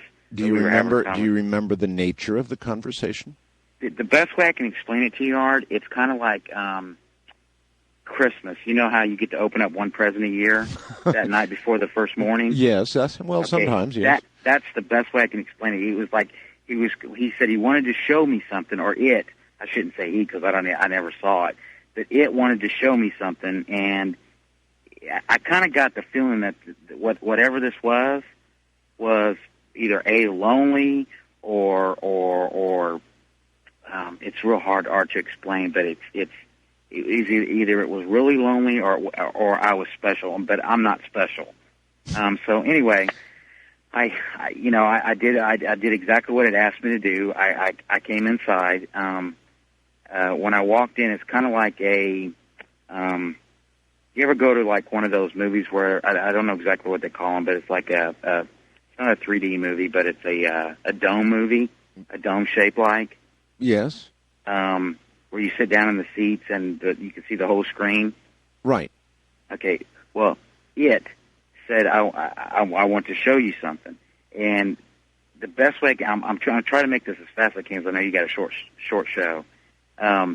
It showed me exactly what's going on with the Earth, and what I'm fixing to tell you is probably going to blow your mind. But you had a talk show on your show about 3 months ago, and the gentleman was high up in, I can't remember, if it was in the Air Force and the government or something. He was talking about how the Greys and the Blues were fighting between each other. Yes. The Blues had made the Greys, and the Greys became an experiment that went bad. Okay. So anyway, from what I gathered from this, I guess you want to call it video that I see in these flashes, is that these two species are, everything on Earth is a big chess game. Everything that we do, how the government's ran, what things are going on, it's the blue and grays fighting between each other. It's all, so we're like puppets on a string, is what you're saying. Yeah, and it's like the blues are like the good people, and the grays are like the bad people. The grays want to intentionally hurt, and the blues are like trying to stop something that they know that they've done, and they're trying to stop it. Well, you said you knew what was going to happen to Earth. You were shown what would happen to Earth. What was that? All right, I know it's probably cheap for me to call up and say to you that I think that if I say it, that it's probably going to scare a lot of people, and I don't want to go that route with you. But I know it's your show, so I mean, if you just tell me the truth, sir. What were you shown? Well, what I was shown is that the Greys had lost the war with the Blues, so the Greys took an asteroid and threw it into the Earth and destroyed the Earth. That's quite a show. You think that was shown to you as the intractable future? That was a tractable future, that the Greys had lost the war and that they threw a meteor into the Earth that destroyed the Earth. Wonderful. All right. Well, in most interesting recent science fiction that I've seen. That would probably be the easiest way to destroy any world.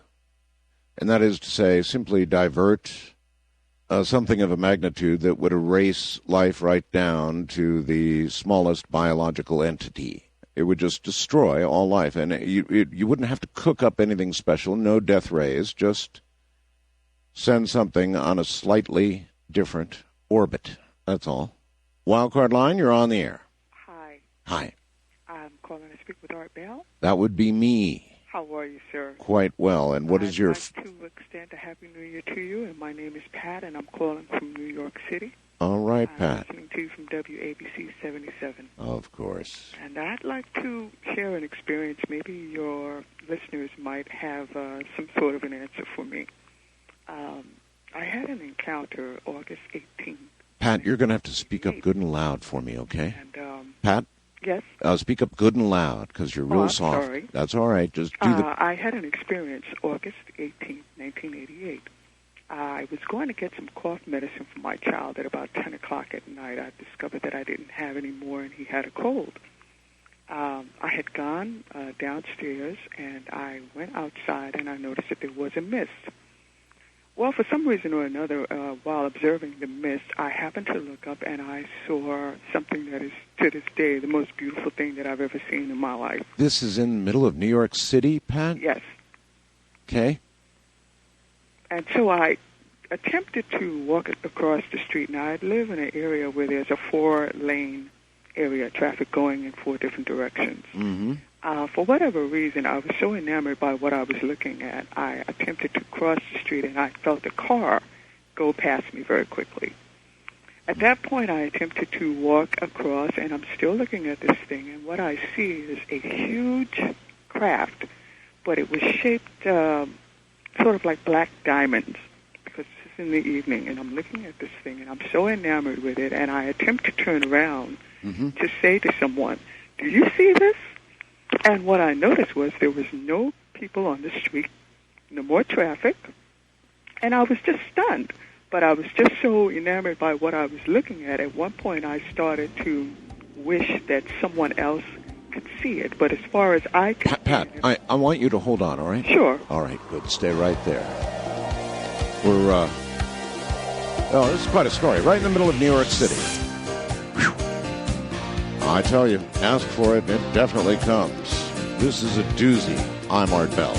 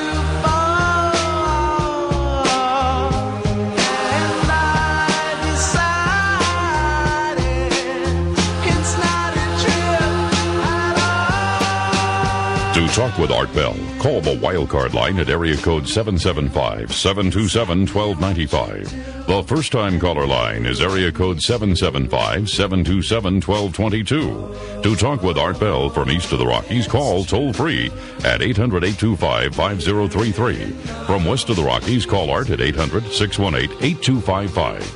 International callers may reach Art Bell by calling your in-country Sprint access number, pressing option 5, and dialing toll-free 800-893-0903. From coast to coast and worldwide on the Internet, this is Coast to Coast AM with Art Bell. Oh, what a night so far. We started out with open lines and a special line for anybody who's had actual physical alien contact, and it's been absolutely overwhelming. It's been incredible. So we'll continue that line for those only, and I suppose anybody else if you can get through on other lines. Otherwise, open lines and anything you want to talk about. A surprise a minute, that's for sure.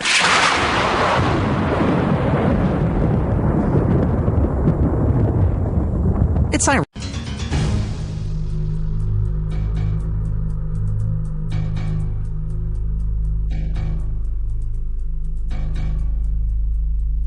You know, we have a really cool feature on the website that allows you to send me messages on the computer, instant messages. And, you know, I watch them. And Dan in Saginaw, Michigan, this is a beaut. He says, hey, Art, if you or your listeners could help, this AM of 11:30:03, I was awakened by a deep, strong voice, which said simply, you have 910 days left.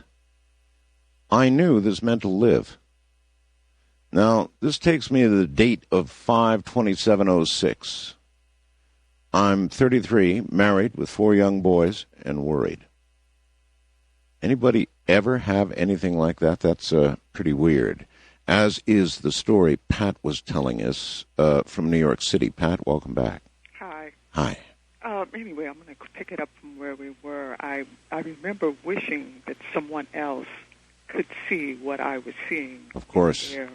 And at one point, I became a little nervous because I couldn't understand why I couldn't see any people and I didn't see any cars. We're talking about a 4-lane traffic flow that just instantaneously disappeared. I remember at one point looking across the street, and there was one gentleman standing there. I ran across the street to this gentleman, and I said to him, do you see this? Do you see this? And he was very calm. He said to me, do you see it? He said, do you like what you see? And I said, it's beautiful. I said, what is it? He said, well, maybe it's your moon. And I looked at him, and I said, are you kidding me? I said, there is no moon that comes down so low that it hovers over the top of a building. I said, surely. He says, well, maybe where we come from. And I looked at him, and he reached over and he touched my right hand, and he said to me, if it feels good to you, go with it. And I remember looking at him, and I was thinking, wait a minute, this guy is a little strange. And I noticed that his features were very, very sharp. He had, his skin was almost pale, sort of with a silvery overtone. And I said to him, guy, you've got to be kidding me. I said, you mean to tell me you think this is a moon? I said, you know, I don't know where you're coming from with this. I said, but somebody else has got to see this. I shot across the street, and I ran into a little store there because I remember I had come out to get some cough medicine for my child. Yes. And I run into the store, and I'm frantic, and I'm trying to get somebody to come outside with me just so that they could look up and see this that I'm looking at. And let me guess, they wouldn't. Actually, they were trying to contain me. I guess I was so excited. I guess I was so excited by this that they were immediately just trying to get me to calm down. Well, this is pretty unusual because most of these things, you know, occur in the deserts of Nevada and the empty wheat fields of Kansas. But, I mean, here you are in the middle of New York City, for goodness sakes. Absolutely. This is why to this day, I don't really quite understand, you know, as I tell you from the depth of my being that this is something that I experienced. I don't know what to make of it. I believe you. But it stays with me forever from that point. And what I did was I said to the guy behind the counter, please, just come with me outside. Just come with me outside and look up. And he said, first, I just want you to calm down. He said, what is it that has you so excited? I said, please, if you just come out with me, you'll see. Well, when I finally got this gentleman to come outside with me, lo and behold, Art, there was traffic, there was people. The world was back. Everything was back. I just was absolutely flushed with embarrassment. So much so that I forgot to get the cough medicine. I go back home, and my child says to me, where have you been? Yes, well. And I said, well, I was only gone for a few minutes. He said, no, you've been gone for 3 hours. Oh, my God. Ask me what happened. I don't know. Maybe you guys can sort of enlighten me. Maybe someone has had a similar experience. I just know for myself that I will never forget that. Well, if you want another big experience, I have a suggestion for you. Oh, I don't know. I mean, I wasn't afraid. I mean, Well, I'm talking about an experience. No, one that's going to help you out with this. Now, listen to me. What I want you to do is consider going to somebody for regressive hypnosis. You can recover those 3 hours. You may not want to know, but if you do want to know, it's possible. Ooh, I don't know if I have that kind of heart. I really don't. I mean, I wasn't afraid at the time that I was experiencing it. Actually, again, it was the closest thing that I could explain what it looked like. Have you ever seen black, shiny rock with sparkles in it? I guess I have. Well, it was very similar to that, but you have to understand that it covered, I'm not good with numbers or width or depth or anything of that sort, but it covered 4 lanes of traffic and over both sides of buildings on the opposite side of the street. That's how huge this thing was. And it was just so beautiful till I couldn't take my eyes off of it. And it seemed the more that I looked at it, the more that it appeared to come down so that I could look at it closer. And I was trying to rationalize in my mind that, okay, well, maybe it's a blimp. Maybe it's something from the stadium, because this is, it occurred where we have the courthouses in the Bronx. Yes. So to me, I'm thinking, well, maybe that's what it is. But there was no game going on. Yeah, that's what the human mind tries to do. It tries to make sense of what it sees, even if it's impossible. No, I sure do appreciate your call. It's right in line with what we've been getting this morning, these calls after calls after calls, from people who are obviously telling the truth. That lady was obviously telling the truth. That's all there is to it. Now, you don't frequently get stories like that, not from the middle of the Bronx in New York, no. But she sounded totally lucid to me, and I absolutely think she believes what she just told us. I believe it. So it's up to you out there of what to make of it, I guess. On our special line, you're on the air. Good morning.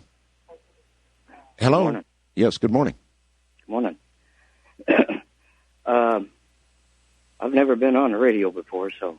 Well, there's a first for everything. What is your first name? Al. Okay, Al, where are you? Dripping Springs, Texas. Do you have a cold? No, I'm asthmatic. Oh, okay. All right, Al, in that case, just relax and tell us what you have to tell us. Okay, I've kind of been listening. This is the first time I've ever really turned to your station. My brother-in-law had told me about it. I turned in last week. Of course, we had the tsunami last week, so yes, it was a whole different subject. I was listening to this lady. She was talking about these aliens' eyes. They actually come from a very bright place. That's why their eyes are so dark. Oh. How do you know this? Well, actually, I studied astral projection. I kind of went back into the past, traveling back through past lives, past time. In doing so, I ended up realizing that I come from another planet. I had went back throughout times in my life to the point to where I got back to where I wasn't here. I was someplace else. Actually, I believe I come from a planet called... So you're telling me... Okay, we'll get to the name. You're telling me that you figured all this out from doing regressive therapy, going back to prior lives? Well, actually, the alien experience that I had Yes. basically give you insight, right? And in doing so, you can travel back throughout. I don't know if you believe in reincarnation, but you can travel back and throughout your times that you had been here. I do believe in its possibility, yes. Yes. Okay. Getting back to the I covered it up. What was the name of the planet? Carolon. And you believe you come from this planet? Yes, they're called Carolonians. Okay. But you have a very earthly asthma. So that was in an entirely different life. So you're not actually an alien being, but you're in another lifetime. And there are many past life regressive people. I'm sure you've heard many of them on the program, right? Who have taken people back through one life, then through another life, and then suddenly, and it's rare, but these past life regressionist people report that in fact it's what that man said is true, that people end up going into something that's not recognizable to the therapist. Perhaps another life form altogether, and everything all of a sudden gets indigestible because you cannot understand nor put to words something that is so foreign and so alien. There are not words for it. West of the Rockies, you're on the air. Hello. Hello. Going once. I hear you shuffling around in there. Going twice. Are you there? Go on. Mark, how you doing? Hello. Hey, how's it going? You just barely got on the air. So what did you do? Put down the phone and walk away? Yeah, almost lost it, man. Sorry about that. Oh, man. What is your first name? Dale. Dale. All yes, right, Dale. we're out of Lebanon, Oregon. Is that all right? Yes. You bet. Hey, I got this. You're not going to believe this. All right, back in the 77, 78, when I was a kid, I worked in a gas station, and I was cleaning up one night, and I found this device. I didn't know what it was. And it looked like one of those lighting ballasts you find in lighting fixtures, you know? Yes. Yeah, okay. It's kind of shaped like like you find in the industrial lighting ballast, like in a big factory or something. And it didn't have any wires, and it was really heavy. And I was cleaning up, and I moved it, and it was shaped like about 20 inches long, about 4 inches wide, 2 inches deep. It was round. It was round, right? No, it was square like a bar of gold, you know. But it looked like a lighting ballast, you know, Right, with the wires coming out of it. Right. Only no wires. Yes, no wires.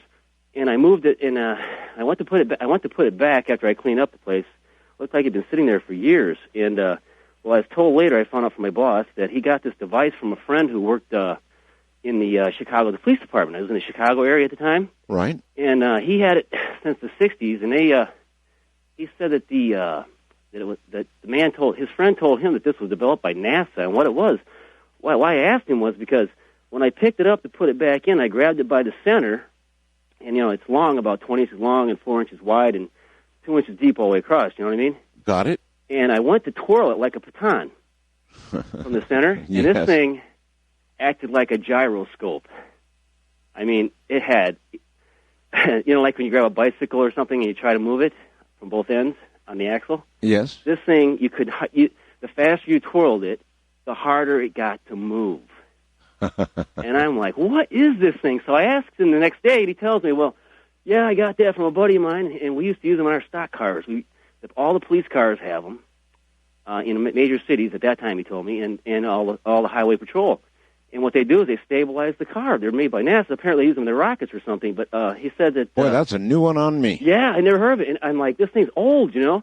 And it's like sheet metal stamped, and it had no openings anywhere. So I couldn't tell how it was welded together or nothing, you know? You're telling me there's a device that you can put in vehicles or other things that will stabilize them at high speed. No power supply or nothing. Make turns more possible than they were. This is a technology I've never heard of. I grabbed the ends and tried to twirl it. The faster you try to twirl it, the harder it was to make it. Yeah, I get the picture. Unbelievable. I get the picture. He told me this, and he said, oh, yeah, they developed this, NASA developed this, and they gave it to the police departments, and they said, oh, no. They were going to give it to the public, and they decided not to. No kidding. I wonder... Yeah, man. Well, that's way cool. And he's like, I asked him, I said, oh, yeah, we use in our stock cars. We won a lot of races and stuff. Made the car track true, man. It's unbelievable. Well, they sure are going to the select few then, aren't they? Yeah, so apparently he got it from a friend of his. I don't know how he got it, but... Well, that's a whale of a story. So he had it since the 60s, I estimated, because they had some trophies when they used to race stock cars, and I was working there in 78, so... All right. Got it, sir. Thank you very much. Take care. That's pretty cool if there really is something like that. And the properties he described, as he would turn it harder, it would become harder to turn, would, if you think about it, apply to the use that he claimed it was being used for. But you would think if the police and certain civilian agencies or whatever knew about this device, that we would all know about it, right? Wouldn't that be big headlines? International Line, you're on the air. Hello. Hey, Art. How's it going? It's going all right, sir. Where are you? I'm in Rochester, Michigan. My name's Mike. Mike, you're on my international line. Yeah, I'm sorry. I was trying to write down some other numbers, but... Okay. Well, I'm going to have to ask you to... Well, I'm sorry. I'm going to have to ask you to call one of the other numbers, Mike. That's for people outside the country only, like our 505-year-old immortal friend in Europe. You see, it's very hard for them to get through, so if I don't strictly enforce that, I'm in trouble. Okay, on our special line, you are on the air. Hello. Hello, Art. How you doing today? I'm all right, sir. Hello? Sounds like you're shuffling the phone in your hand. You're going to have to hold it steady and speak to me. Yep. Let me go ahead. I'm sorry, I was using a wireless headset. Never, ever do that. All right, I got you. But my name's Philip. I'm calling from Los Angeles. All right, Philip. Listening to you on XM 165. You betcha. 165 is where we are. Yes, sir. And I just wanted to tell you something. I was actually born, this kind of, I'm embarrassed about this for some reason, but I was actually born on an alien world. Okay? That's a good way to start out. And the thing is, I've had contact with other children who were born on alien worlds. All right. How do you know, Philip? It's an obvious question that you were born on an alien world. Because my father is an alien. His name is Ra. I'm sorry, maybe I shouldn't have pointed out his name, but he actually lives here on Earth with me. Ra. My mother decided to stay behind on our home world, and I don't really know how to translate its name to your language. So the best I could translate is like initials, like A, the number 2, and M. Okay? Huh. So, anyways, I was born in an alien world. And when I came here to this planet... Well, that makes you an alien. Yes. Well... You are an alien. And I guess, No guessing. No guessing. No guessing. Okay, Ra would agree with me. You either are or you aren't. Yes, okay, I guess no I'm little bit of pregnant on this kind of deal. Right. All right, but, so you are... From what planet do you originate? Well, like I said, it's hard to pronounce the name of it. Well, that's right. Just initial it out, A2M. That's what it's called in your language. Well, can you actually say it? I can't. I could read it. If you had the text in front of me, I could read it, but I can't really speak the language. I was taken from the world, my planet I was born on, at a very young age. I guess you guys would consider it like 2 years old on here, on Earth. Yes. And so, I apologize. I'm a little nervous about being on the phone with you. And so, from what I understand, I'm not going to fascinate you with stories of, worlds far away because there are lots of other people to do that. I want to bring something kind of quirky to your show tonight. What? Children who are born in other worlds, when they come to this planet, humanoids who, were either conceived on your planet and then brought back to our planet or other planets for some reason. Listen, Philip, it's a great place to hang everybody up. I've got to because it's top of the hour. And can you hold on? I could, yes. All right, then. I'm charging you with holding on. Stay right where you are. Trust me, we will be right back. Couldn't ever miss the end of this story. From the high desert in the middle of the night, this is Coast to Coast AM. I'm Art Bell. The mountains high and the valley so deep, can't get across to the other side.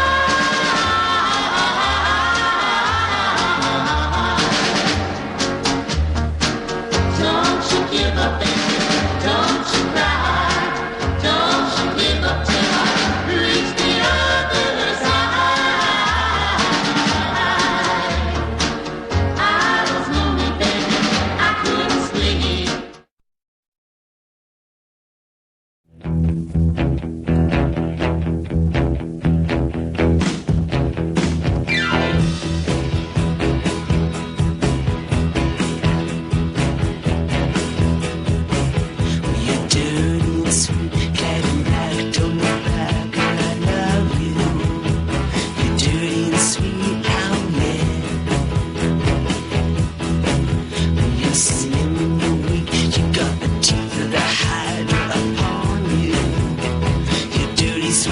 you're my girl.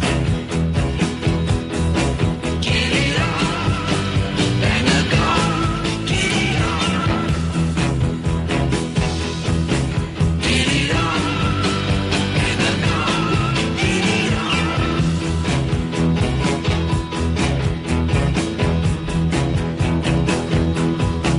When you're built like a car, you got a hubcap, diamond star halo. You feel like a car out, yeah. When you're a hunting, we that's the truth. When you're cloak full of eagles, you're dirty sweet and you're my girl. Get it on, and I'm gonna get it on. Want to take a ride? To talk with Art Bell, call the wildcard line at area code 775-727-1295. The first-time caller line is area code 775-727-1222. To talk with Art Bell from east of the Rockies, call toll-free 800-825-5033. From west of the Rockies, call 800-618-8255. International callers may reach Art by calling your in-country Sprint access number, pressing option 5, and dialing toll-free 800-893-0903. From coast to coast and worldwide on the Internet, this is Coast to Coast AM with Art Bell. And it's a burner. I'll tell you, even if you've never taken a ride, you're on board with lots of people who have. Good morning, I'm Art Bell. We began the program, beginning of the show, by asking for anybody who's had physical alien contact to call our special number, which, by the way, is area code 775-727-1222. And boy, have we been getting some hits.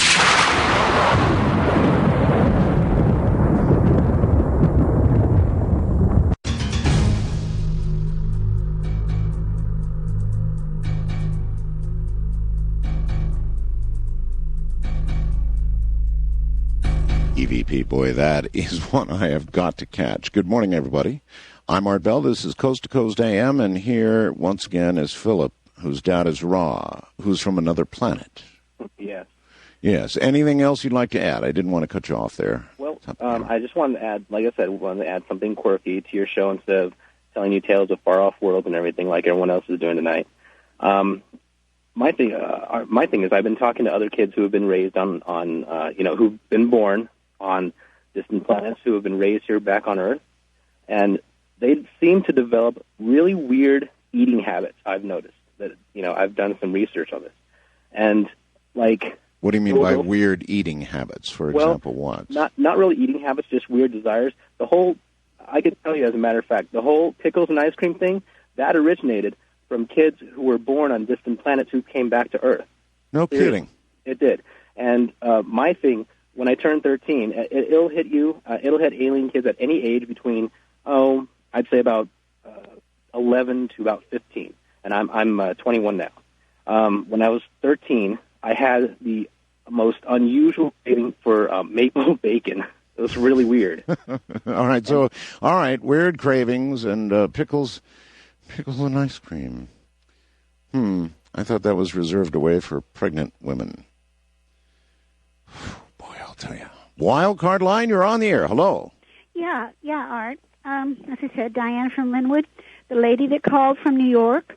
Yes. I had that experience 20 years ago, and it's taken me 20 years of having more and more experiences to finally fit all together what happened to me that day. All right, well, that lady impressed me mightily. I mean, there was just, I don't know, there was something about the way she told her story. Well, you're an expert at listening to stories, so you would know. Yeah, it just came through as absolutely real, and it obviously resonated with you. So what do you mean you had this? Well, 20 years ago, on my 30th birthday, I went up the street to take my dog for a walk to this park. Right.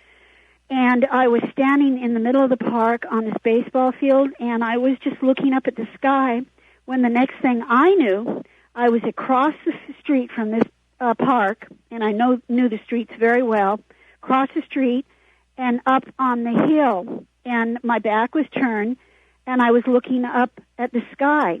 Yes. And I see these three most beautiful colored things.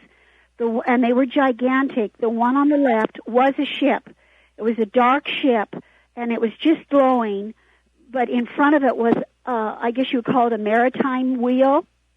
And then on the bottom, you know how I can only describe on the bottom of the ship, it was on one of those, like in the 14th century or something, on a stem-like deal. On a Like an old sailing ship. Yes, that's what it was. But in the sky. But in the sky. And then in the middle, I looked at the middle one, and I thought him to be a king, and he was wearing but a small crown, a small ring, and then at each point was these jewels, and he was looking down at what he was holding, and it was a globe.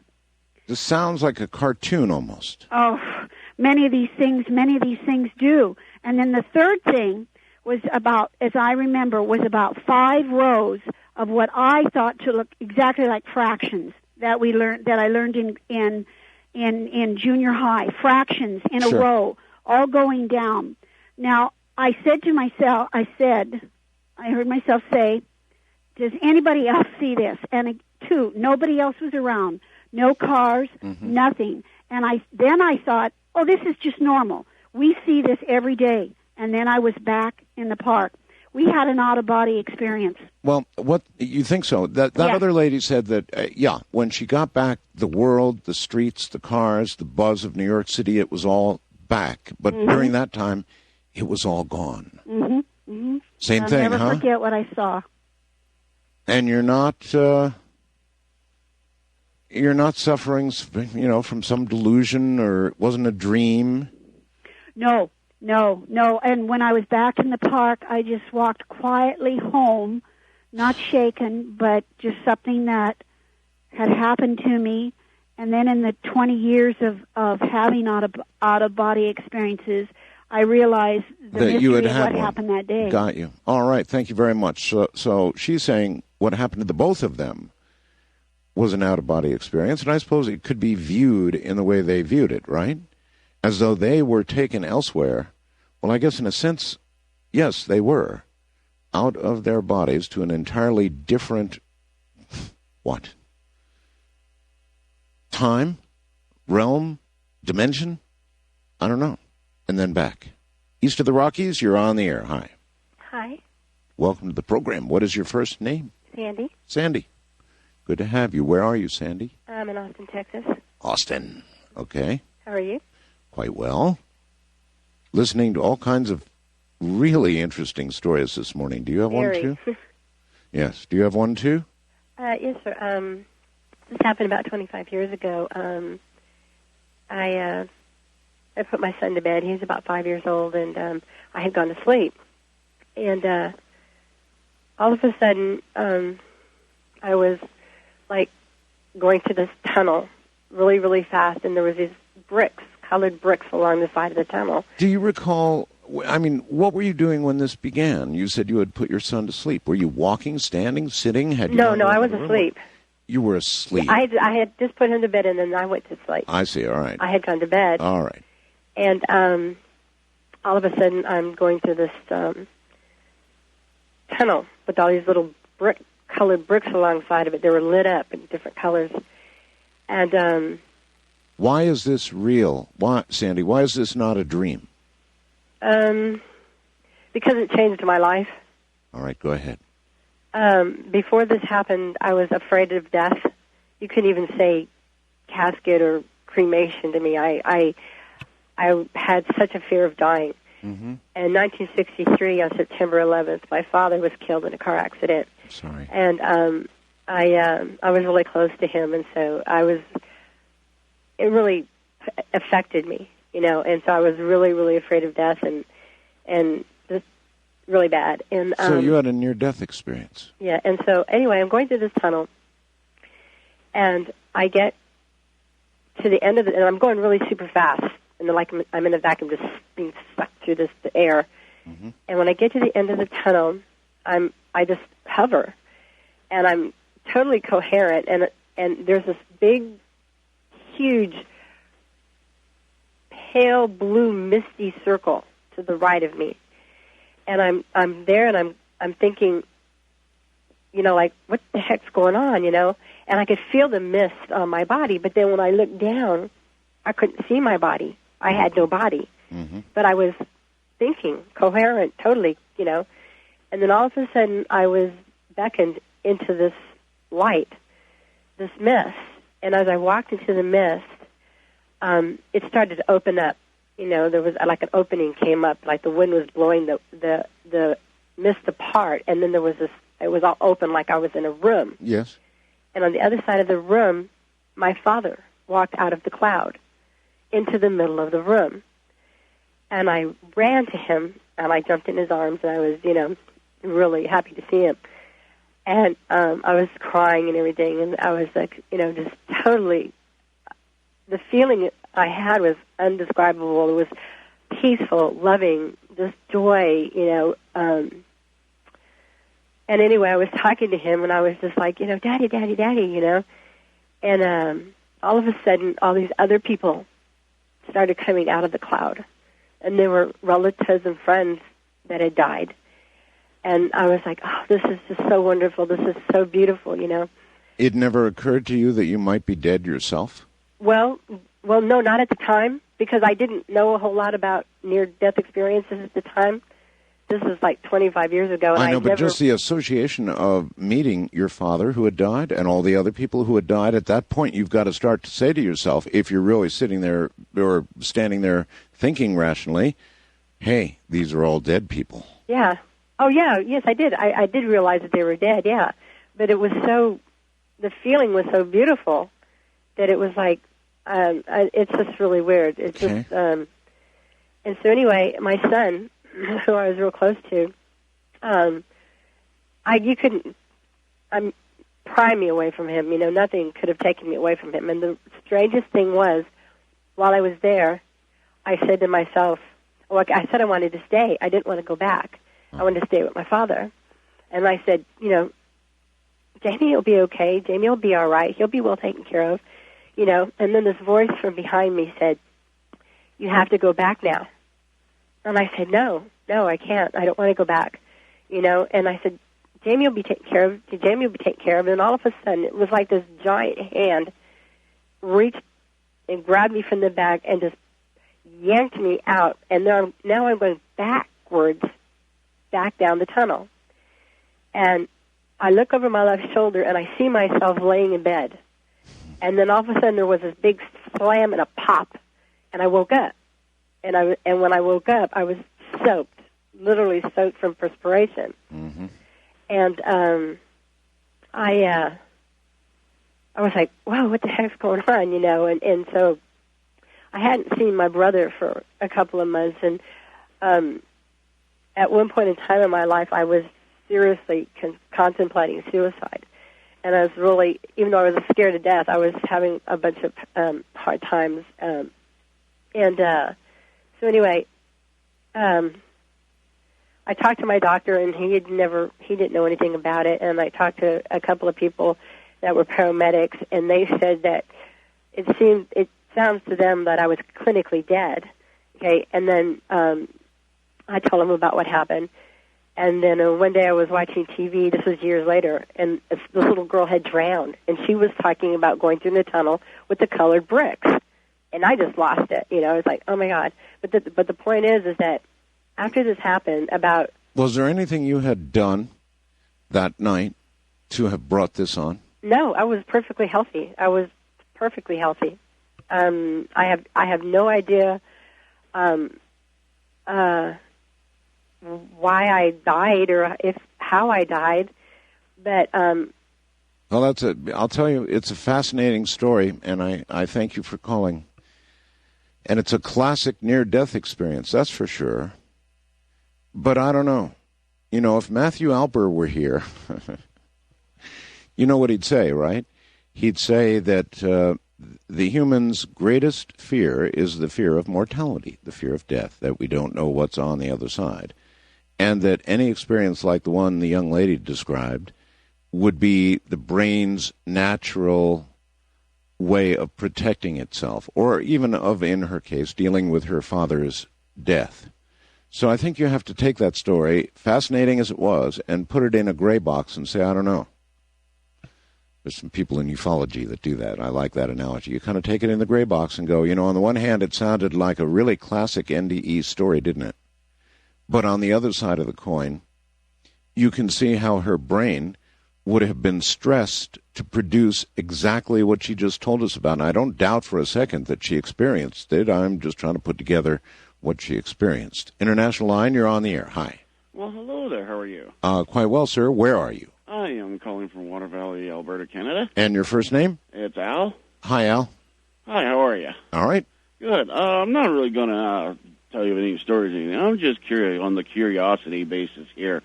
Would you, on that hole in Siberia where they heard the hell hole or whatever you want to call it, yes, would you happen to know if they're going to be sending maybe a fiber optic camera or something down there to, for curiosity's sake, just actually see if anything is going to be happening down the future, or would you know? Oh, sir, I don't know. I don't think so. I really think that I think that the scientists that were there ran like hell, that they probably capped off that hole. Probably. And frankly, after hearing it, and you know what it sounds like, I'm sure.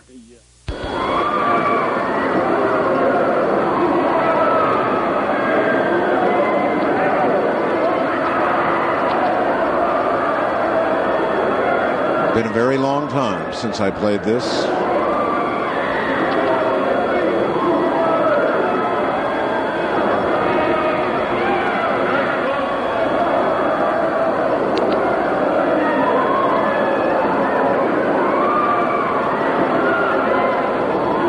I don't know, sir. Would you volunteer to go down, take a look at that? Well, I wouldn't. If it was through a camera, I probably would. Really? But what I'm kind of, is this does it pertain to this deep or the hollow Earth theory, or? I don't know. You could find out for us. I'm not going to find out nothing, sir. If someone else finds out, kudos to them. All right, thanks. Just you. Keep thinking about it. Take care. West of the Rockies, you're on the air. Hello. This is Olin in Culver City, California. Yes, Olin. This mad cow disease in Canada yes. might be caused by chemtrails, which are spraying aluminum and barium on farmland for weather modification. Well, a lot of things might be, but why do you think that might be? Well, you interviewed William Thomas in Canada. Well, yeah, we know that chemtrails exist, and to some degree we know the makeup of them. But I mean, why do you connect it to mad cow disease necessarily? 1 week before you interviewed William Thomas in Canada, George Norrie interviewed Mark Purdy in Great Britain, and that was on September 7, 2004.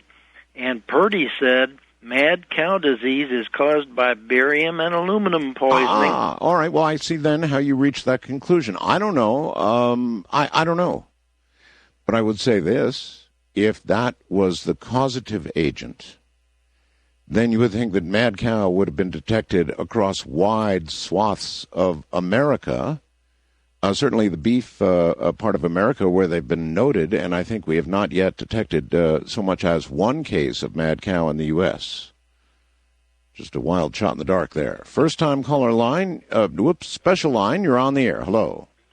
Hello, Art. Turn your radio off, please. Okay, good. Hello, Art. Welcome to the program. Hi, my name is Ron. I'm calling from Youngstown, Ohio. Ron? Okay. I'm 32 years old now, and I just have a strange, unusual, real short story that... You're 32? Yes, sir, I'm 32. Okay. And at the time, I was about 7 years old, I think. And my parents used to send the three youngest of us boys out of the five to my aunt and uncle's up in Connecticut every summer for a summer vacation. And I'm not real sure how to explain what it was, but my aunt and uncle took us to, my two brothers and I took us to a local lake. They used to take us to go swimming and just picnicking at. And my two brothers and I were out in the water. I didn't quite know how to swim yet. And the water was about chest high to me, and my two brothers were out a little bit deeper, and they were calling me, come on, Ron, come on. And just being brothers, I know how they are, and I was afraid to go out because I'm thinking they're going to dunk me and grab me and hold me under and all that. And I kept saying, no, it's too far out. And they said, no, look how, it was up to their waist. They were taller than I was, but what it was is they were on a rock, and they were just trying to get me to come out there, and they were going to mess with me. And right on the other side of this rock was a really deep drop-off. And my two brothers, kept egging me on, come on. And I didn't want to go because I knew they were going to do something. Well, my aunt and uncle ended up calling us in for that, have a picnic, have a sandwich, and so my two brothers started going in. And as they started going in, after they got past me, I started going out deeper because I wanted to really see if it was still shallow. Hold that thought, Ron. Okay. Hold that thought. We'll bring you back after the break. It is coming as inevitably as the sun in the morning. I'll be in bed by then, of course. You are all the woman I need, and baby, you know it. You can make this beggar a king, a climber, a poet. I'll give you all that I own. You got me standing in line, out in the cold, baby, survive.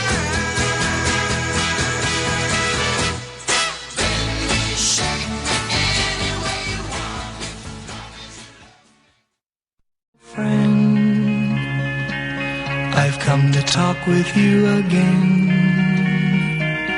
because a vision softly creeping left its seeds while I was sleeping, and the vision that was planted in my brain still remains within the sound of silence. In restless dreams I walked alone, narrow streets of cobblestone, neath the halo of a street lamp. I turned my collar to the cold and damp, when my eyes were stabbed by the flash of a neon light that split the night, touch the sound of silence. And in the naked light I saw 10,000 people, maybe more,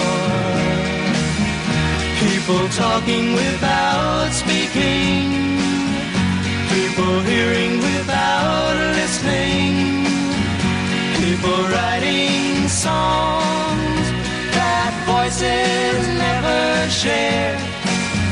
No one dared disturb the sound of silence. To talk with Art Bell, call the Wildcard line at area code 775-727-1295. The first-time caller line is area code 775-727-1222. To talk with Art Bell from east of the Rockies, call toll-free at 800-825-5033. From west of the Rockies, call 800-618-8255. International callers may reach Art by calling your in-country Sprint access number, pressing option 5, and dialing toll-free 800-893-0903. From coast to coast and worldwide on the Internet, this is Coast to Coast AM with Art Bell. Oh, doesn't music sometimes just set the mood so well? Good morning, everybody. I'm Art Bell, and if you just tuned in, you're late.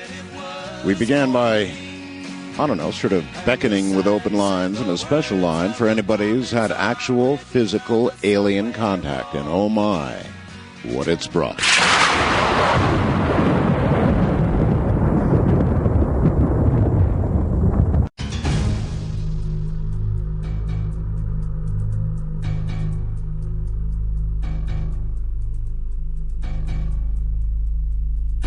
Well, all right, back to our first-time caller line, just wide open this night. Hello there. Hey, Art. Okay, well, as we were saying, as my two brothers, as they were heading back into shore. You were getting deeper. Yeah, well, it wasn't that deep, really, and what it was is there was a drop-off. There was a real deep drop-off, and my brothers were doing it to scare me. Mm-hmm. And they just wanted, just as brothers do. But as my aunt and uncle were calling us back into shore for lunch, they started heading in.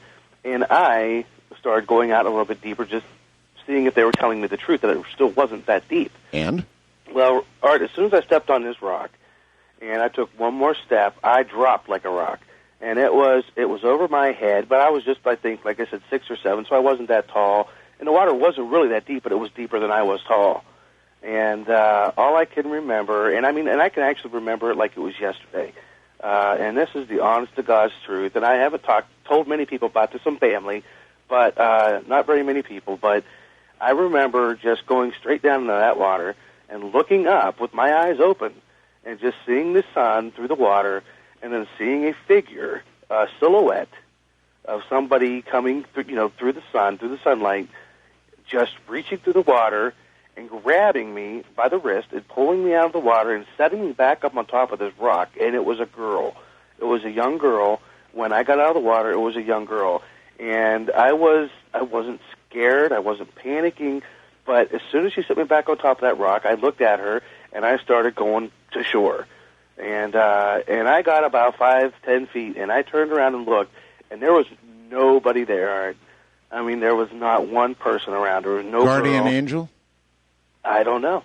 I do not know. Sounds like it. Sounds like you were on your way toward drowning.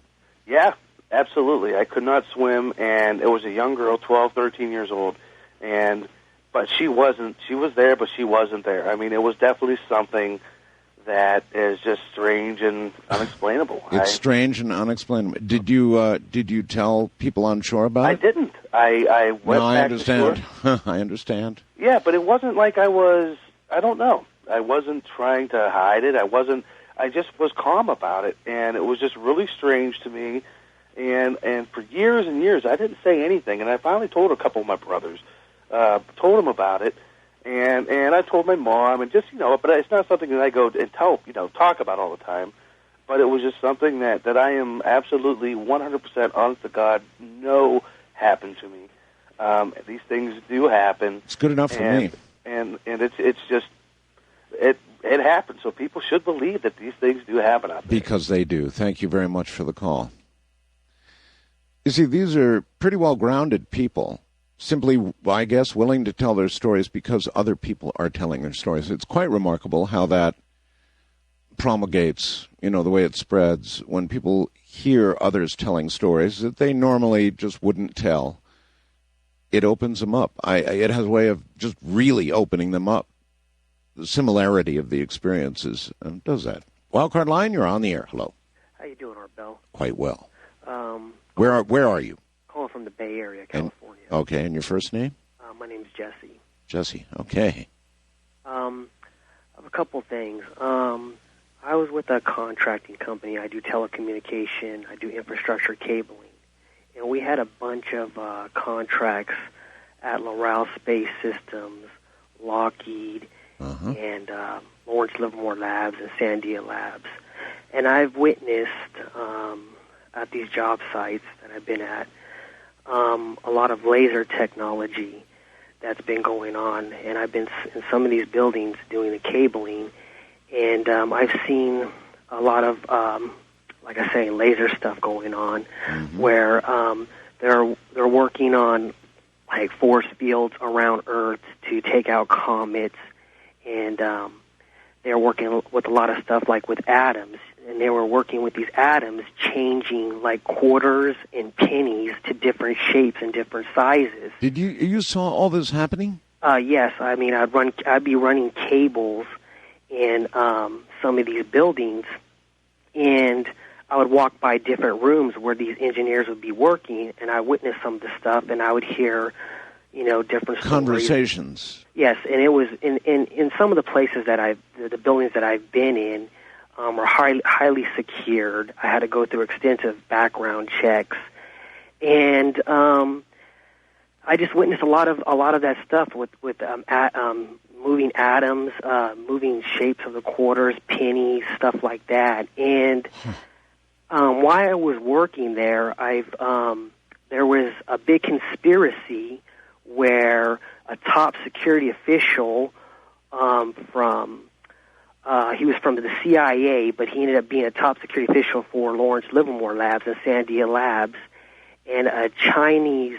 He started dating a Chinese agent, and a lot of files and keys were missing from Lawrence Livermore where they were doing this technology at. And I just wanted to share that with you and with the people. Well, that's quite something to share. I mean, if you had to go through all sorts of... you feel free to talk about it now, huh? Yes. You don't think there'd be any repercussions if they... Oh, no, my bases are covered, and you know, so I don't think there's going to be any repercussions. But I've noticed a lot of laser technology going on. Like I've contracted at Lockheed Martin. Big controversy about lasers now, I'm sure you know. Yeah, but there was a lot of stuff going on over there at the time. It was in the front page of the news and the newspaper, and of files being missing. This technology is going on over there. Okay, but you, for example, you're really telling me you heard scientists discussing... Engineers. All right, engineers discussing a protective, blanket around the Earth to prevent strikes? A force field where they had a big rock. They had a big rock with lasers, and they were trying to explode this rock. Right. And so what they were trying to do, from what I got, is eventually put these lasers on satellites up in space to blow up these incoming comets, maybe possibly missiles. All right, that's absolutely fascinating stuff. They called it Star Wars, you know. That's what they called it, and perhaps that's what you were observing. Isn't that fascinating? I wonder if we have a developed, mature technology that could so protect Earth. And if we did, would they tell us? Well, probably not, right? Our government is, don't ever doubt it, built on secrets. So that kind of thing really could have been going on. And again, that sounded pretty credible to me. East of the Rockies, you're on the air. Hello. Hey, Mr. Bell, how you doing? I'm doing all right, sir. Where are you? I'm in Niagara Falls, New York, listening to you on 930 WBEN AM. Way to go. Okay, I've got a question for you. Fire away. Last year, you talked to Bob Lazar. That's right. And I don't remember what month or anything, but last Sunday you did an encore presentation. Of that, yes. Yes.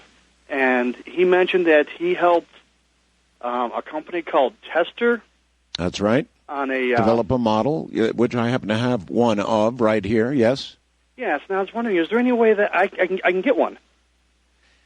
You know, there's a pretty interesting question. I don't know if they're still available or not. I would imagine, I don't know, I'm really not sure. I don't know the answer to that question. But go to Amazon or something and put in Tester Saucer.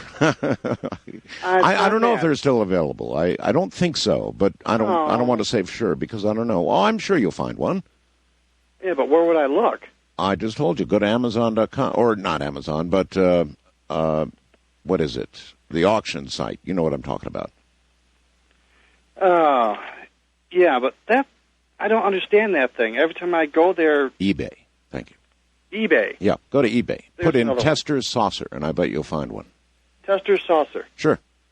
Okay. Good luck. I love your show, and I wish you were on every night. All right. Well, that's very kind. Thank you very much, but I did that for many a year.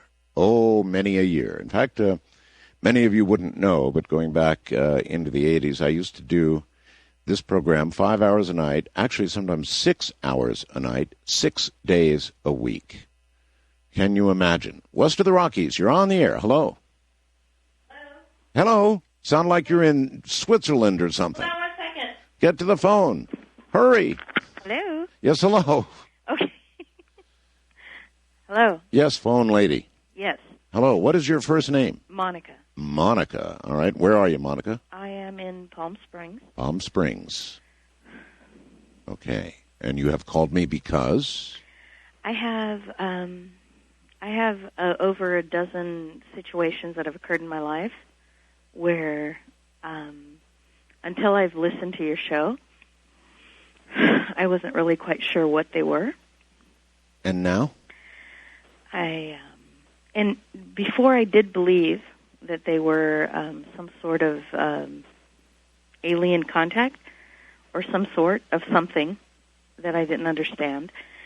And it was until I've been listening to your show for the last year that I truly believe it is that. Alien contact? Well, some sort of contact. Based on what? What happened to you? The first was in 82. I lived in Brazil, and I had a situation where I was 17 at the time, and I even called my parents because they were away at the time, and I said, I think a spacecraft has landed on our roof. In Brazil? Yes. And at the time, the maid, the chauffeur, everybody was asleep. And when I went to go even check with the security guard, he was knocked out. And it was the lights and everything. And when my father finally came home, he said, the following day, he said, don't worry, it was the water heater that exploded on the roof. Oh. And it was only until... Well, do you think you were abducted? I mean, do you think you have had experience with alien beings?